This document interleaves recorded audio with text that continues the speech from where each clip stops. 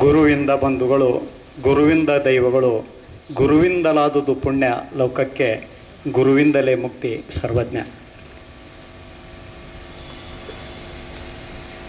ವೇದಾಂತಿಕೇಸರಿ ಪರಂಪೂಜ್ಯ ಮಲ್ಲಿಕಾರ್ಜುನ ಮಹಾಶಿಯೋಗಿಗಳ ಕರ್ತೃ ಗದ್ದುಗೆಗೆ ಭಕ್ತಿಪೂರ್ವಕವಾದಂಥ ನಮನಗಳನ್ನು ಸಲ್ಲಿಸಿ, ಅದೇ ರೀತಿ ನಡೆದಾಡುವ ದೇವರೆಂದೇ ನಮ್ಮೆಲ್ಲರ ಹೃನ್ಮಂದಿರಗಳಲ್ಲಿ ಆರಾಧನೆಗೊಳ್ತಾ ಇರ್ತಕ್ಕಂಥ ಬಯಲಾಗಿ ನಮ್ಮ ಜೊತೆಗೇ ಇರ್ತಕ್ಕಂಥ ಪರಮ ಪೂಜ್ಯ ಶ್ರೀ ಸಿದ್ದೇಶ್ವರ ಮಹಾಸ್ವಾಮಿಗಳ ಪಾದಗಳಲ್ಲಿ ನಮಿಸಿ, ಮುಂದಿನ ತಿಂಗಳು 10ನೇ ತಾರೀಕಿಗೆ ಇದೇ ಆಶ್ರಮದಲ್ಲಿ ಹಮ್ಮಿಕೊಳ್ತಾ ಇರತಕ್ಕಂಥ ಗುರುಪೌರ್ಣಿಮೆ ಹಾಗೂ ಪರಮ ಪೂಜ್ಯ ಮಲ್ಲಿಕಾರ್ಜುನ ಮಹಾಸ್ವಾಮಿಗಳ ಪುಣ್ಯೋತ್ಸವದ ನಿಮಿತ್ತವಾಗಿ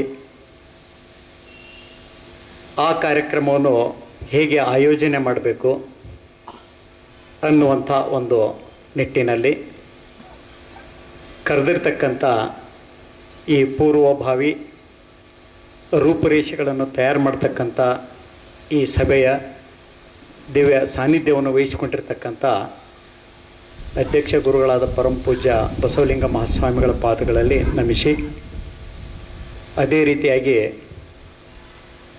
ಪೂಜ್ಯ ಶ್ರೀ ಹರ್ಷಾನಂದ ಮಹಾಸ್ವಾಮಿಗಳು, ಪೂಜ್ಯ ಶ್ರೀ ಅಮೃತಾನಂದ ಮಹಾಸ್ವಾಮಿಗಳು ಹಾಗೂ ಸಿಂದಗಿಯಿಂದ ಆಗಮಿಸಿರ್ತಕ್ಕಂಥ ಶಾಂತ ಗಂಗಾಧರ ಮಹಾಸ್ವಾಮಿಗಳ ಪಾದಗಳಲ್ಲಿ ಹಾಗೂ ಎಲ್ಲ ಗುರು ವೃಂದದ ಪಾದಗಳಲ್ಲಿ ನಮಿಸಿ ಎಲ್ಲರಿಗೂ ತುಂಬು ಹೃದಯದ ಸ್ವಾಗತವನ್ನು ಕೋರ್ತಾ ಇದ್ದೇನೆ. ಓಂ ಶ್ರೀ ಗುರು ಬಸವಲಿಂಗಾಯ ನಮಃ. ಬಸವನ ಮೂರ್ತಿ ಧ್ಯಾನಕ್ಕೆ ಮೂಲ, ಬಸವನ ಕೀರ್ತಿ ಜ್ಞಾನಕ್ಕೆ ಮೂಲ. ಬಸವ ಎಂಬುದು ಭಕ್ತಿ ಕಾಣ ಕಪಿಲಸಿದ್ಧ ಮಲ್ಲಿಕಾರ್ಜುನ. ಬಸವಾದಿ ಶರಣರನ್ನೆಲ್ಲ ಹೃದಯ ಮಂದಿರದಲ್ಲಿ ಸ್ಮರಣೆ ಮಾಡಿಕೊಳ್ತಾ, ಪ್ರಾತಸ್ಮರಣೀಯರಾದ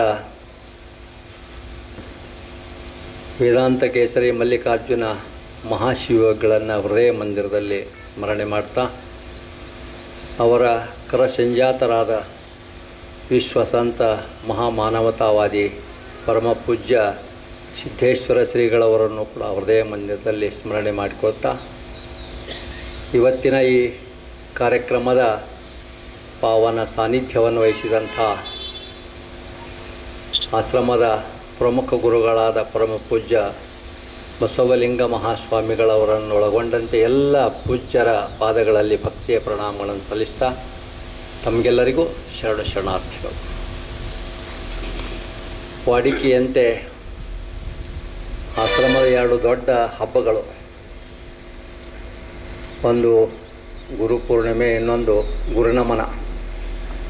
ಬಹುಶಃ ವಿಜಾಪುರ ನಗರದಲ್ಲಿ ನಡೆಯತಕ್ಕಂಥ ಸಂಕ್ರಮಣದ ನಂತರದ ದೊಡ್ಡ ಹಬ್ಬಗಳು, ಅದರ ಸಮಾನವಾದಂಥ ಹಬ್ಬಗಳಂದ್ರೆ ತಪ್ಪಾಗಲಿಕ್ಕಿಲ್ಲ.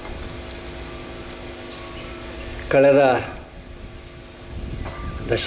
ದಶಕಗಳಿಂದಲೂ ಸಾಗಿ ಬಂದಂಥ ಈ ಗುರುಪೂರ್ಣಿಮೆ ಉತ್ಸವದ ಪೂರ್ವಭಾವಿ ಸಭೆಗೆ ಪ್ರತಿ ವರ್ಷ ಮಾಡ್ತಾನೆ ಬಂದಿದ್ದೇವೆ. ಇದು ವಿಶೇಷತೆ ಅಂದರೆ ಆಶ್ರಮ ಪ್ರಾರಂಭವಾಗಿ 50 ವರ್ಷ ಇತ್ತು, 50ನೇ ವರ್ಷ. ಈ 50ನೇ ವರ್ಷದ ಸಂದರ್ಭದಲ್ಲಿ ನಮ್ಮ ಈ ಗುರುಪೂರ್ಣಿಮೆ ಉತ್ಸವವನ್ನು ವಿಶೇಷವಾಗಿ ಆಚರಣೆ ಮಾಡಬೇಕು.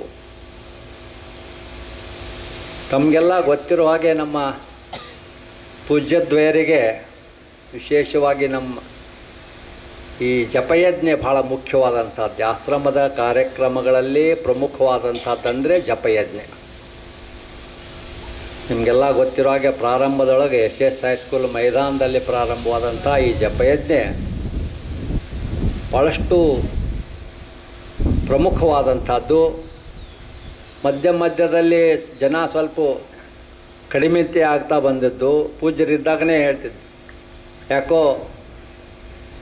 ಈ ಜಪಯಜ್ಞೆಗೆ ಭಕ್ತರ ಸಂಖ್ಯೆ ಕಡಿಮೆ ಆಗಲಿಕ್ಕೆ ಹತ್ಯದ. ಅದಕ್ಕೆ ಕಳೆದ ಕೆಲವಾರು ವರ್ಷಗಳ ನಾವು ಬಿಜಾಪುರ ನಗರದ ವಾರ್ಡ್ಗಳಲ್ಲಿ ಹೋಗಿ ಪೂಜ್ಯರ ಜೊತೆ ಹೋಗಿ ಅಲ್ಲಿ ಜನರಿಗೆಲ್ಲ ಜಾಗೃತಿಯನ್ನು ಮಾಡುವ ಮೂಲಕ ಹೆಚ್ಚಿನ ಸಂಖ್ಯೆಯಲ್ಲಿ ಜಪಯಜ್ಞೆಯಲ್ಲಿ ಪಾಲ್ಗೊಳ್ಳುವಂತೆ ನಾವು ನೀವುಗಳೆಲ್ಲ ಪ್ರಯತ್ನ ಮಾಡಿದ್ದುಂಟು. ಇದು ಭಾಳ ಪ್ರಮುಖವಾದಂಥ ಗಂಟ. ಗುರುಪೌರ್ಣಿಮೆ ಇಡೀ ಎಲ್ಲ ಗುರುವರ್ಗವನ್ನು ಗೌರವಿಸುವಕ್ಕಂಥ ಪೂಜಿಸ್ತಕ್ಕಂಥ ಹಬ್ಬ, ಇಡೀ ವಿಶ್ವದಲ್ಲಿ ಆಚರಣೆಗೊಳ್ತಕ್ಕಂಥ ಹಬ್ಬ. ಅದರಲ್ಲಿ ವಿಶೇಷವಾಗಿ ನಮ್ಮ ಪೂಜ್ಯ ಮಲ್ಲಿಕಾರ್ಜುನ ಮಹಾಶಿವಗಳ ಪುಣ್ಯ ಸ್ಮರಣೋತ್ಸವ ಕೂಡ ಇಲ್ಲಿ ವಿಶೇಷವಾಗಿ ನಾವು ವಾಡಿಕೆಯಂತೆ ನಡೆಸ್ಕೊಂಡು ಬಂದಂತಹದ್ದು. 1 ವಾರಗಳ ಕಾಲ ಪೂಜ್ಯ ವೇದಾಂತ ಕೇಸರಿ ಮಲ್ಲಿಕಾರ್ಜುನ ಮಹಾಸ್ವಾಮಿಗಳವರ ಧ್ವನಿ ಸುರುಳಿಯನ್ನು ಬೆಳಗ್ಗೆ ಹಾಗೂ ಸಾಯಂಕಾಲ, ಬೆಳಗ್ಗೆ 6 ಗಂಟೆಯಿಂದ 7 ಗಂಟೆಯವರೆಗೆ, ಸಾಯಂಕಾಲ ಕೂಡ 6 ಗಂಟೆಯಿಂದ 7 ಗಂಟೆಯವರೆಗೆ. ಆಮೇಲೆ 10ನೇ ತಾರೀಕಿನ ಬೆಳಗಿನ ಜಾವ ವಿಶೇಷವಾಗಿ ಜಪಯಜ್ಞೆ. ಈ ಜಪಯಜ್ಞೆಗೆ ಹೆಚ್ಚಿನ ಸಂಖ್ಯೆಯಲ್ಲಿ ಪಾಲ್ಗೊಳ್ಳುವ ನಿಟ್ಟಿನಲ್ಲಿ ನಾವು ನೀವುಗಳೆಲ್ಲ ನಿಮ್ಮ ಪ್ರದೇಶದಲ್ಲಿ ಸ್ವಲ್ಪ ಈ ವರ್ಷ ಒಂದು ಏನು ವಿಶೇಷ ಸೂಚನೆ ಅಂದ್ರೆ, ನಿಮ್ಮ ಮೊಮ್ಮಕ್ಕಳು ಹೆಚ್ಚಿನ ಸಂಖ್ಯೆಯಲ್ಲಿ ಪಾಲ್ಗೊಳ್ಳುವಂತೆ ನೀವೆಲ್ಲ ಪ್ರಯತ್ನ ಮಾಡಬೇಕಂತ ನಿಮ್ಮ ಕಳಕಳಿಯ ಒತ್ತಾಯದ ಭಿನ್ನ ನಿಮ್ಮ. ಯಾಕಂದ್ರೆ ನಾವು ಯುವಕರನ್ನು ಈ ದಿಶೆಯೊಳಗೆ ಆಧ್ಯಾತ್ಮಿಕ ನೆಲೆಗಟ್ಟಿನಲ್ಲಿ ನಾವು ತರಬೇಕಾಗಿದೆ. ಅವರ ವ್ಯಕ್ತಿತ್ವವನ್ನು ಉತ್ತಮ ಮಾರ್ಗದಲ್ಲಿ ಮುನ್ನಡೆಸಬೇಕಾಗಿದೆ. ಇದು ಪೂಜ್ಯರ ಬಹಳ ಆಶೆ. ಅವ್ರು ಯಾವಾಗಲೂ ಹೇಳ್ತಿದ್ರು, ಬರೇ ನಿಮ್ಮ ಮುದುಕರು ಸೇರ್ಕೊಂಡು ಏನು ಮಾಡವ್ರಿ ಸರ್, ಹುಡುಗರನ್ನ ಕರೆಯುವಂಗೆ ಏನರ ಕಾರ್ಯಕ್ರಮ ಆಯೋಜನೆ ಮಾಡಿಕೊಡ್ರಿ ಅಂತ. ಹೆಚ್ಚು ಸಂಖ್ಯೆಯೊಳಗೆ ಯುವಕರು ಭಾಗವಹಿಸಿ ಈ ಆಧ್ಯಾತ್ಮದ ವಿಚಾರಗಳನ್ನು ಅರಿತುಕೊಂಡು ತಮ್ಮ ಬದುಕಿನಲ್ಲಿ ಅಳವಡಿಸಿಕೊಂಡು ಸನ್ಮಾರ್ಗಿಗಳಾಗಿ ಉತ್ತಮ ಪ್ರಜೆಗಳಾಗಿ ತಮ್ಮ ಬದುಕನ್ನು ಸುಂದರಗೊಳಿಸ್ಕೊಳ್ಬೇಕನ್ನುವಂಥದ್ದು ಪೂಜ್ಯದ್ವಯರ ಆಶಯ. ಆ ನಿಟ್ಟಿನಲ್ಲಿ ಹೆಚ್ಚು ಜನರು ಈ ಕಾರ್ಯಕ್ರಮಗಳಲ್ಲಿ ಪಾಲ್ಗೊಳ್ಬೇಕು. ವಿಶೇಷವಾಗಿ ಜಪಯಜ್ಞೆಯಲ್ಲಿ ಬೆಳಗಿನ ಜಾವ 4:15 ಗಂಟೆಯಲ್ಲಿ 4:15ಯಿಂದ 6:30 ಗಂಟೆಯವರೆಗೆ. ಆಮೇಲೆ ನಮ್ಮ ಪ್ರಣವ ಮಂಟಪದ ಪೂಜಾ ಕಾರ್ಯಕ್ರಮ ನಡೀತದೆ. ಆನಂತರ ಪ್ರಸಾದದ ಜೊತೆಗೇ ಇಲ್ಲಿ ಸಾಂಸ್ಕೃತಿಕ ಕಾರ್ಯಕ್ರಮಗಳು. ವಿಶೇಷವಾಗಿ ನಾವು ಈಗ ಪೂಜ್ಯ ಮಲ್ಲಿಕಾರ್ಜುನ ಮಹಾಶಿವಗಳ ಪುಣ್ಯ ಸ್ಮರಣೋತ್ಸವ ಮಾಡುವುದರಿಂದ ಅವರಿಗೆ ಸಂಬಂಧಿಸಿದಂತೆಯೇ ಹಲವಾರು ಸಾಂಸ್ಕೃತಿಕ ಕಳೆದ ವರ್ಷ ಗುರುನಮನ ಕಾರ್ಯಕ್ರಮ ಅಂತ ಮಾಡ್ಕೊಂಡೇವಿ. ಪೂಜ್ಯ ಗುರುಗಳನ್ನು ಕುರಿತಾದಂಥ ಹಾಡುಗಳನ್ನು ಹಾಡೋದು. ಅದ್ರ ಜೊತೆಗೆ ಈ ಹಾಡುಗಳ ಜೊತೆಗೂ ಕೂಡ ಇಲ್ಲಿ ವಿಶೇಷವಾಗಿ ಕೆಲವು ರೂಪಕಗಳನ್ನು, ಸಣ್ಣ ನಾಟಕಗಳನ್ನು ಕೂಡ ಸಿದ್ಧಪಡಿಸಿಕೊಂಡು ಶಾಲಾ ವಿದ್ಯಾರ್ಥಿಗಳಿಂದ ಅಭಿನಯಿಸಲ್ಪಡ್ತವೆ. 10 ಗಂಟೆ ನಂತರ ಇಡೀ ದಿನದುದ್ದಕ್ಕೂ ಆ ಕಾರ್ಯಕ್ರಮಗಳು ಸಾಂಗವಾಗಿ ಜರುಗ್ತವೆ. ಯಾರಾದರೂ ಭಾಗವಹಿಸಬೇಕನ್ನತಕ್ಕಂಥವರು ಪೂಜ್ಯ ಮಲ್ಲಿಕಾರ್ಜುನ ಶಿವಯೋಗಿಗಳನ್ನು ಕುರಿತಾದಂಥ ಹಾಡುಗಳೇ ಇರಬೇಕು. ಅದ್ರ ಜೊತೆಯಲ್ಲಿ ಟ್ರ್ಯಾಕ್ನಲ್ಲಿ ಹಾಡೋದಾಗಲಿ ಇದು ವ್ಯವಸ್ಥೆ ಅದಕ್ಕಿಲ್ಲ, ಅವಕಾಶ ಇಲ್ಲ. ಕೇವಲ ತಬಲಾ ಪೇಟಿ ವಾದ್ಯಗಳನ್ನು ಹೊರತುಪಡಿಸಿ ಉಳಿದ ಯಾವ ವಾದ್ಯಗಳಿಗೂ ಕೂಡ ಇಲ್ಲಿ ಅವಕಾಶ ಇರೋದಿಲ್ಲ. ಭರತನಾಟ್ಯ ಮಾಡುವವರು ಕೂಡ ಮಾಡ್ಬೋದು. ಅವರೇ ಅಪ್ಪಾರ ಏನಂತಿದ್ರೆ ಹಾಡ್ರಿ, ಸ್ವತಃ ಅವರೇ ಹಾಡಲಿ, ಹೇಗೆ ಹಾಡಲಿ. ಈ ಮೊಬೈಲ್ ಹಚ್ಕೊಂಡು ರಿಕಾರ್ಡ್ ಹಾಕಿ ಹಾಡೋದು ಕುಣಿಯೋದು ಅದು ಬೇಡ ಅನ್ನುವಂಥ ನಿಟ್ಟಿನಲ್ಲಿ ಅವರಿದ್ದಾಗಲೇ ನಾವು ಈ ಕಾರ್ಯಕ್ರಮವನ್ನು ಆಯೋಜನೆ ಮಾಡ್ಕೊತಾ ಬಂದಿದ್ದಾಗಿದೆ. ಈ ಬಾರಿನೂ ಕೂಡ ಅದೇ ರೀತಿಯಾಗಿ ಇಲ್ಲಿ ನಾವು ಟ್ರ್ಯಾಕ್ ಹಾಕಿ ಹಾಡ್ತೀವಿ ಒಂದು ಅದಲ್ಲ, ಟ್ರ್ಯಾಕ್ ಹಾಡೋರಿಗೆ ಇಲ್ಲಿ ಅವಕಾಶ ಇಲ್ಲ. ಆ ನಿಟ್ಟಿನಲ್ಲಿ ಮಲ್ಲಿಕಾರ್ಜುನ ಶಿವಯೋಗಿಗಳನ್ನು ಕುರಿತಾಗಿ ಯಾರ ಸ್ವರಚಿತ ಪದ್ಯಗಳಿರ್ಬೋದು ಅಥವಾ ಬೇರೆ ಬೇರೆ ಕವಿಗಳ ಬರೆದಂಥ ಪದ್ಯಗಳೇ ಇರ್ಬೋದು, ಅವುಗಳನ್ನು ಹಾಡಲಿಕ್ಕೆ ಇಲ್ಲಿ ಅವಕಾಶ ಇರ್ತದೆ. ಅದ್ರ ಜೊತೆಗೆ ಪ್ರಸಾದದ ವ್ಯವಸ್ಥೆ ಇರ್ತದೆ. ತಮಗೆಲ್ಲ ಗೊತ್ತಿರೋ ಹಾಗೆ ಪೂಜಾ ಕೈಂಕರ್ಯದ ನಂತರ ಪ್ರಸಾದ ವಿತರಣೆ ಪ್ರಾರಂಭ ಆಗಿದ್ದು ಸಾಯಂಕಾಲ 6 ಗಂಟೆವರೆಗೂ ಕೂಡ 6 ಗಂಟೆ 8 ಗಂಟೆವರೆಗೂ ಕೂಡ ಪ್ರಸಾದ ವಿತರಣೆ ನಡೀತದೆ. ಇಲ್ಲಿ ಪ್ರಸಾದ ವಿತರಣೆ ಹೆಂಗೆ ನಡೀತದೆ, ಪ್ರಸಾದ ಹೆಂಗೆ ತಯಾರು ಮಾಡ್ತಾರೆ ನಿಮಗೆಲ್ಲ ಗೊತ್ತದ. ಈ ಆಶ್ರಮದ ಒಂದು ವೈಶಿಷ್ಟ್ಯ ಅಂದ್ರೆ ಅಪ್ಪವರಿದ್ದಾಗೇ ಪ್ರಾರಂಭದೊಳಗನೆ ಒಂದಿಷ್ಟು ಅವ್ರು ಔರಂಗಾಬಾದ್ ರಾಸಪ್ಪ ಅವ್ರು ಇದ್ದಾಗ ಬಜಾರ್ಲಾಗೇನೋ ಕೆಲವು ಪಟ್ಟಿ ಮಾಡ್ಕೊಂಡು ಬಂದಿದ್ದನ್ನು ಕೇಳಿ ಆಮೇಲೆ ಅದನ್ನು ಬ್ಯಾಡ್ರಿ ಯಾರು ತಾವಾಗಲೇ ಇಲ್ಲಿ ತಂದು ಕೊಡ್ತಾರೆ, ಎಷ್ಟು ಹಾಕೋದು ಅಷ್ಟರೊಳಗೇ ಏನು ಸಾಧ್ಯ ಹಾಕೋದು ಅದನ್ನು ಪ್ರಸಾದ ಮಾಡಬೇಕನ್ನುವಂಥ ಒಂದು ಪರಂಪರೆಯನ್ನು ಈ ಆಶ್ರಮ ಹಾಕಿಕೊಂಡು ಬಂದಿದೆ. ಆ ನಿಟ್ಟಿನಲ್ಲಿ ಇಲ್ಲೇನದ ಅಂದ್ರೆ ನಮ್ಮ ಆಶ್ರಮಕ್ಕೆ ತಾವಾಗಲೇ ಯಾರು ಸಂತೋಷದಿಂದ ಯಾರು ದಾಸೋಹ ಮಾಡಲಿಕ್ಕೆ ಅಪೇಕ್ಷೆ ಮಾಡ್ತಾರೆ, ಆ ಮಾಡಿದ ದಾಸೋಹದಲ್ಲಿ ನಾವು ಕಂಡುಕೊಂಡಂಥ ಅನುಭವ ಅಂತಂದ್ರೆ ಬಹುಶಃ ಬೇಡಿದ್ರೆ ಒಂದು ಲಿಮಿಟ್ ಆಗ್ತದೆ. ಇಲ್ಲಿ ಬೇಡದೇ ಇರುವಾಗ ತಾವಾಗಲೇ ಸ್ವಸಂತೋಷದಿಂದ ಬಹಳಷ್ಟು ರೀತಿಯಿಂದ ಬಹಳ ಸಂತೋಷದಿಂದ ದಾಸೋಹ ಮಾಡ್ತಕ್ಕಂಥ ಬುದ್ಧಿ ನಮ್ಮ ಜನರ ಮನಸ್ಸಿನಲ್ಲಿದೆ. ಆಶ್ರಮಕ್ಕೆ ಯಾವುದೇ ರೀತಿ ಕೊರತೆ ಆಗೋದಿಲ್ಲ. ಆ ನಿಟ್ಟಿನಲ್ಲಿ ಇಲ್ಲಿ ಆಶ್ರಮದಲ್ಲೇ ಶುಚಿಯಾದ, ರುಚಿಯಾದ, ಬಿಸಿಯಾದ ಆಹಾರ ಪದಾರ್ಥಗಳ ವಿತರಣೆ ಆಗ್ತದೆ. ಸಾಧ್ಯವಾದಷ್ಟು ಆಹಾರವನ್ನು ಕೆಡಿಸದೆ, ಆಮೇಲೆ ನೀರು, ವಿದ್ಯುತ್ತು, ಇವು ಬೇರೆ ಬೇರೆ ಸ್ವಯಂ ಸೇವಕರುಗಳು ಬರ್ತಾವೆ. ನಮ್ಮಲ್ಲಿ ಈಗಾಗಲೇ ತಮ್ಗೆ ಗೊತ್ತಿರೋ ಹಾಗೆ ಸುಮಾರು ಒಂದು 10-15 ಸಮಿತಿಗಳನ್ನು ಕೂಡ ಮಾಡ್ತಾ ಬಂದಿದೆ. ಆ ಸಮಿತಿ ಯಾದಿಯನ್ನು ಕೂಡ ಓದ್ತಾರೆ. ಆ ಸಮಿತಿಯಲ್ಲಿರ್ತಕ್ಕಂಥವರು ಆಯಾ ಸಮಿತಿಗೆ ಸಂಬಂಧಪಟ್ಟಂಥ ಕರ್ತವ್ಯಗಳನ್ನು ನಿರ್ವಹಿಸಬೇಕು. ಕೇವಲ ನಾವು ಸಮಿತಿ ಆಗದೇವ್ರಿ ಅಂತ ತಿಳ್ಕೊಂಡು ಅಲ್ಲೇ ಕುಂತರಲ್ಲ. ಆ ಸಮಿತಿಯವರು ಮಾಡಬೇಕಾದಂಥ ಕೆಲಸ ಕಾರ್ಯಗಳನ್ನು ಅಚ್ಚುಕಟ್ಟಾಗಿ ನಿರ್ವಹಿಸಿಕೊಂಡು ಯಾವುದೇ ರೀತಿಯ ಇಲ್ಲಿ ತೊಂದರೆ ಆಗದಂತೆ, ಸ್ವಚ್ಛತೆಗೆ ಭಂಗ ಬಾರದಂತೆ, ಗಲಾಟೆಗಳಾಗದಂತೆ ಭಾಳಷ್ಟು ನೀಟಾಗಿ ಇಲ್ಲಿ ಪ್ರಸಾದ ವಿತರಣೆಯ ಜೊತೆಗೆ ಈ ಸಾಂಸ್ಕೃತಿಕ ಕಾರ್ಯಕ್ರಮಗಳು ಕೂಡ ನಡಿಬೇಕು ಅನ್ನುವಂಥ ನಿಟ್ಟಿನಲ್ಲಿ ಇಷ್ಟೆಲ್ಲ ನಾವು ಯೋಜನೆಗಳನ್ನು ಹಾಕ್ಕೊಂಡೇವೆ. ಹಲವು ಮಾತೇನು ಗುರುರಾಯ,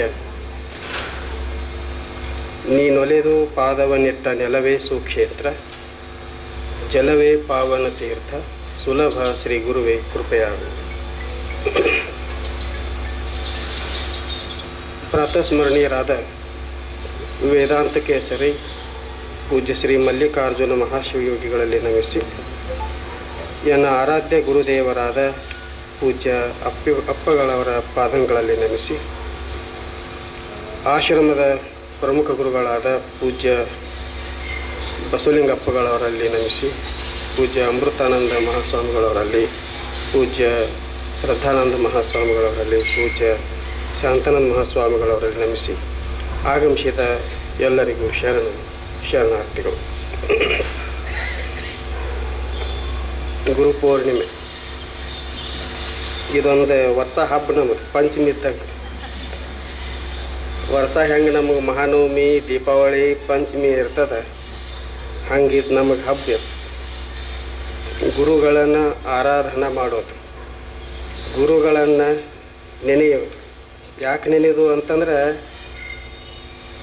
ಶಿವಲೋಕದಲ್ಲಿ ಶಿವನಿಗೂ ಸಹಿತ ನನಗೆ ಮುಕ್ತಿ ಕೊಡು ಅಂತ ಕೇಳಕ್ಕೆ ಹೋದ್ರೆ ಶಿವ ಹೇಳ್ತಾನೆ, ನೀನು ಹುಟ್ಟಿಸ್ತೇನೆ 100 ಸಲ, 1000 ಸಲ ನೀನು ಮನುಷ್ಯನಾಗೆ ಹುಟ್ಟಿಸ್ತೇನೆ, ಆದರೆ ಮುಕ್ತಿ ಕೊಡುವ ಸಾಮರ್ಥ್ಯ ಮಾತ್ರ ನನ್ನಲ್ಲೇ ಇಲ್ಲ. ನೀವು ಜ್ಞಾನಯೋಗ ಆಶ್ರಮಕ್ಕೆ ಹೋಗಬೇಕು, ಅಲ್ಲಿ ಮಲ್ಲಿಕಾರ್ಜುನ ಅಪ್ಪಗಳ ಶಿಷ್ಯರಾಗಬೇಕು, ಆವಾಗ ನಿಮಗೆ ಮುಕ್ತಿ ಸಿಗ್ತದೆ ಅಂತ ಅವ್ರು ಹೇಳ್ತಾರೆ. ಭೂಲೋಕದಲ್ಲಿ ಜ್ಞಾನವನ್ನೇ ಹೇಳಿ ಜ್ಞಾನದಿಂದಲೇ ಮುಕ್ತಿ ಅಂತ ತಿಳ್ಕೊಂಡು ತಮ್ಮ ಜೀವನವನ್ನೆಲ್ಲ ಜ್ಞಾನಕ್ಕಾಗಿ ಮುಡುಪಾಗಿ ಇಟ್ಟು ಲಕ್ಷ ಲಕ್ಷ ಜನರಿಗೆ ಜ್ಞಾನ ಬೋಧನೆಯನ್ನು ಮಾಡಿ ದೀಕ್ಷೆಯನ್ನು ನೀಡಿ ಅವರನ್ನು ಮುಕ್ತಾವಸ್ಥೆಗೆ ಕರೆದುಕೊಂಡು ಹೋದಂಥ ಪೂಜ್ಯ ಮಲ್ಲಿಕಾರ್ಜುನ ಮಹಾಶಿವಯೋಗಿಗಳವರ ಗುರುನಮನ ಕಾರ್ಯಕ್ರಮ. ಅಪ್ಪಗಳು ಅವ್ರ ಶಿಷ್ಯರು ಇನ್ನೂ ಎಲ್ಲೆಲ್ಲಿದಾರಲ್ಲ, ಅವ್ರಿಗೆ ಹೋಗಿ ಕೇಳ್ರಿ, ನೀವು ಯಾರು ಶಿಷ್ಯರಂತ. ಅವ್ರು ಎದಿಗೆ ಕೈ ಹಚ್ಚಿ ಹೇಳ್ತಾರೆ, ನಾ ಮಲ್ಲಿಕಾರ್ಜುನ ಅಪ್ಪಗಳ ಶಿಷ್ಯ ಅದೇನೆ ಅಂತ. ಯಾವ ಶಿಷ್ಯರು ಸಹಿತ ಎದಿಗೆ ಕೈ ಹಚ್ಚಿ ಹೇಳಂಗಿಲ್ಲ, ನಾವು ಅವ್ರ ಶಿಷ್ಯರಿದೇವ್ರಿ ಅಂತ ಹಿಂಗೆ ಹೇಳ್ತಾರೆ ಅಷ್ಟೇ.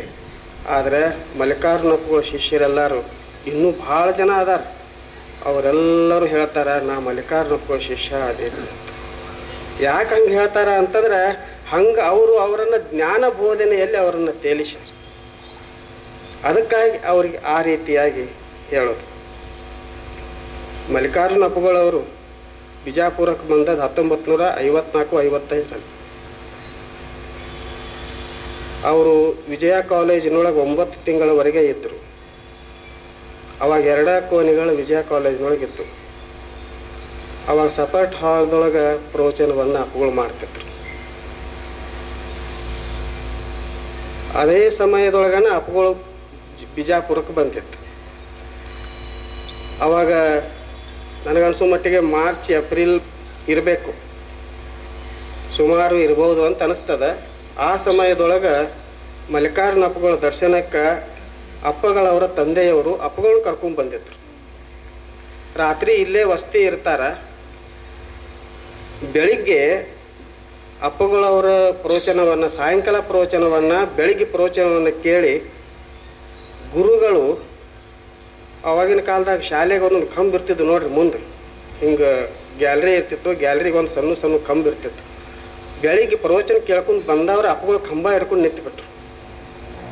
ಅವ್ರ ತಂದೆಯವ್ರು ಹೇಳ್ತಾರೆ, ನಡಿ ಹೋಗೋಣ, ಬಿಜ್ಜರಿಗೆ ಹೋಗೋಣ, ನಡಿ ಅಂತ ಭಾಳ ಹೇಳ್ತಾರೆ.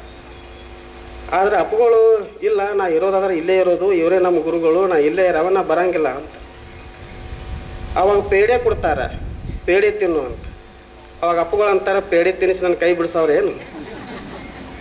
ಉಂಡಿ ತಿನ್ನು ಅಂತ. ಉಂಡಿ ತಿಂದು ನನ್ನ ಕೈ ಬಿಡಿಸ್ತಾರೇನು? ನಿನ್ನದೇನೇನೂ ಬೇಡ ಅಂತ ತಿಳ್ಕೊಂಡು ಮಧ್ಯಾಹ್ನದವರೆಗೆ ಆ ಕಂಬ ಹಿಡ್ಕೊಂಡು ನಿಂದಿರ್ತಾರೆ, ಹೊರತಾಗಿ ಊರಿಗೆ ಹೋಗ್ತೀನಿ ಅಂತ ನನಗೆ.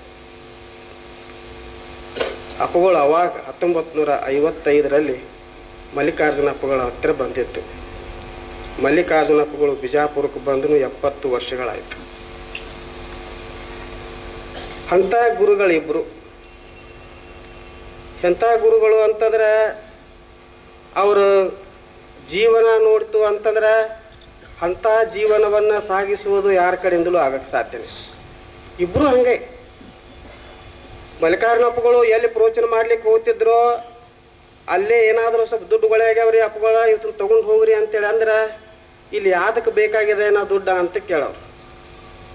ಚಿಕ್ಕೋಡಿಯಲ್ಲಿ ಪ್ರವಚನ ಮುಗಿದ ಬಳಿಕ 15,000 ರೂಪಾಯಿ ಉಳಿದಿತ್ತು. ಅವ್ರು 15,000 ರೂಪಾಯಿ ಉಳಿದಾಗ ಅಪ್ಪಗಳು ಕೇಳಿದ್ರಂತ, ಗುರುಗಳಿಗೆ ದುಡ್ಡು ಉಳಿದವ, ನಿಮ್ಮ ಆಶ್ರಮಕ್ಕೆ ಒಯ್ಯಿರಿ ಅಂದ್ರಂತ. ನಂದು ಆಶ್ರಮ ಇಲ್ಲ, ನಾ ಇಲ್ಲಿ ಒಯ್ಲಿ ಅಂದ್ರ. ಮತ್ತೇನು ಮಾಡೋದ್ರಿ ಅಪ್ಪಗಳ ಅಂತಂದ್ರೆ, ಇಲ್ಲೇನ್ರ ಹಾಸ್ಟೆಲ್ ಎಲ್ಲರೂ ಇರ್ತಾವ, ಅವ್ರ ಗುರುಗಳಿಗೆ ಕೊಡ್ರಿ, ಅವ್ರಿಗೆ ಊಟ ಮಾಡ್ತಾರೆ ಅವರು. ಅಲ್ಲಿ ಒಂದು BCM ಹಾಸ್ಟೆಲ್ ಇತ್ತು. ಹಾಸ್ಟೆಲ್ದಾಗ ಊಟ ಸಿಗ್ತಿರ್ಲಿಲ್ಲ ಹುಡುಗರಿಗೆ ಆಗಿನ ಕಾಲದ. ಅವಾಗ ಇವ್ರು 15,000 ರೂಪಾಯಿ ಕೊಟ್ರೆ 6 ತಿಂಗಳ ತನಕ ಹುಡುಗರು ಹೊಟ್ಟೆ ತುಂಬ ಊಟ ಮಾಡಿದ್ರು. 100 ಹುಡುಗರು. ಆ 6 ತಿಂಗಳು ಊಟ ಮಾಡಿದ್ದ ಪರಿಣಾಮ, ಪ್ರಸಾದ ಮಾಡಿದ ಪರಿಣಾಮ, ಸದಲಗಾದಲ್ಲಿ ಒಬ್ಬ ಮಹಾಲಿಂಗ ಸ್ವಾಮಿಗಳಲ್ರಿ, ಅಲ್ಲಿ ಒಬ್ರು ಅಪ್ಪಗಳು ಜೀವನ ಚರಿತ್ರೆಯನ್ನೇ ಷಟ್ಪದಿ ಒಳಗೆ ಬರ್ತಾರೆ. ಹೊನ್ನಾಯಕ್ ಅಂತೇಳಿ. ಅವ್ರು ಯಾಕೆ ಬರ್ದೇರಿ ನೀವು ಅಂತ ಕೇಳಿದ್ರೆ, ಅವ್ರು ಅನ್ನ ಕೊಟ್ಟಾರ್ರಿ 6 ತಿಂಗಳ, ಊಟ ಇಲ್ದ ನಾವು ಕುಂತಿದ್ದೀವಿ. 6 ತಿಂಗಳು ಅವ್ರು ಕೊಟ್ಟ ಪ್ರಸಾದದ ಪರಿಣಾಮ, ನಾ ಇಟ್ಟು ಚಲೋ ಶಿಕ್ಷಕ ಆಗಿ ನಿವೃತ್ತರಾಗೇನಿ, ನನ್ನ ಜೀವನವೆಲ್ಲವೂ ಮಲ್ಲಿಕಾರ್ಜುನ ಅಪ್ಪಗಳಿಗೆ ಸಮರ್ಪಣ ಅಂತ ತಿಳ್ಕೊಂಡ ಅವ್ರ ಜೀವನ ಚರಿತ್ರೆಯನ್ನೇ ಷಟ್ಪದಿ ಒಳಗೆ ಅವ್ರು ಬರೆದ್ಬಿಟ್ಟು. ಹಿಂಗೆ ಅವ್ರ ಗುರುಗಳು ಏನನ್ನೂ ಬಯಸಲಿಲ್ಲ. ಅದಕ್ಕೆ ಅಂಥ ಶ್ರೇಷ್ಠ ಗುರುಗಳವರಿಗೆ ನಾವೇನು ಕೊಡೋಕ್ಕೆ ಸಾಧ್ಯ ಅದ? ಏನು ಒಂದು 100 ರೂಪಾಯಿ, 1000 ರೂಪಾಯಿ, 10,000 ರೂಪಾಯಿ ಕಾಣಿಕೆ ದಾಸೋಹಕ್ಕೆ ಹಾಕಿ ಕೊಟ್ಟೆಗಷ್ಟೇ. ಏನು ಕೊಡೋಕ್ಕೆ ಸಾಧ್ಯ ಅದ? ಅವ್ರು ಇರುವಾಗಲೇ ಇಬ್ಬರು ಮಂದಿ ಏನೂ ತಗೊಳ್ದಿಲ್ಲ, ಇನ್ನೇನು ಕೊಡೋಕ್ಕಾಗ್ತದೆ? ನಾವು ಕೊಡೋದಾದ್ರೆ ಒಂದೇ ಒಂದು, ಗುರುಗಳೇ ನಿಮಗೆ ನಮಸ್ಕಾರ. ನಮಸ್ಕಾರ ಬಿಟ್ಟರೆ ನಾವೇನು ಮಾಡೋಕ್ಕೆ ಸಾಧ್ಯ ಅದ? ಅದಕ್ಕೆ ಈ ಕಾರ್ಯಕ್ರಮ, ಗುರು ಪೂರ್ಣಿಮಾ ಕಾರ್ಯಕ್ರಮ, ಗುರುಗಳಿಗೆ ನಮಸ್ಕಾರಗಳನ್ನು ಸಲ್ಲಿಸುವ ಕಾರ್ಯಕ್ರಮ, ಅವರನ್ನು ಆರಾಧಿಸುವ ಕಾರ್ಯಕ್ರಮ, ಗುರುಗಳನ್ನು ನೆನೆಯುವ ಕಾರ್ಯಕ್ರಮ. ಈ ಕಾರ್ಯಕ್ರಮದೊಳಗೆ ಎಲ್ಲ ಸಮಿತಿಗಳ ಹೆಸರನ್ನು ಹಳ್ಳರ್ ಸರ್ ಅವರು ಓದಿದ್ರು. ನಮ್ಮಲ್ಲಿ ಸಮಿತಿಯವರು ಭಾಳ ಕಾಳಜಿ ಅದಾರ ಎಲ್ಲರೂ. ನನಗೆ ಅನಿಸೋ ಮಟ್ಟಿಗೆ ಅವ್ರು ಏನು ಲಿಸ್ಟ್ ಓದಿದ್ರು, ಈಗ ಒಂದು 20 ವರ್ಷದಿಂದ ಅದು ಲಿಸ್ಟ್ ಓದ್ಕೊಂಡು ಬರಕತ್ತಾರ. ನಿಮ್ಗೆ ಅನಿಸಿರ್ಬೇಕು ನಾವು ಯಾವ ರೀತಿಯಾಗದೀವಿ, ನಮ್ಗೆ ಗೊತ್ತೈತಿ, ನೀವೇನು ಓದಬೇಡ್ರಿ ಅಂತ ಅಂತಿರ್ತೀರಿ. ಆದ್ರೆ ಮತ್ತೆ ಹೆಚ್ಚು ಕಮ್ಮಿ ಆದಾವಂತ ಓದಿಸ್ಕೋತ ನೀವು ಸುಮ್ಮನೆ ಕೇಳ್ಕೊತ್ಕೊಂಡ್ರಿ. ಯಾವ ಸೇವಾವನ್ನು ಯಾರು ಮಾಡಬೇಕು, ಏನೇನು ಮಾಡಬೇಕು ಅನ್ನೋದನ್ನು ಮೊದಲೇ ಎಲ್ಲ ನಿರ್ಣಯ ಮಾಡಿ ಗುರುಗಳು ಬಿಟ್ಟಾರ.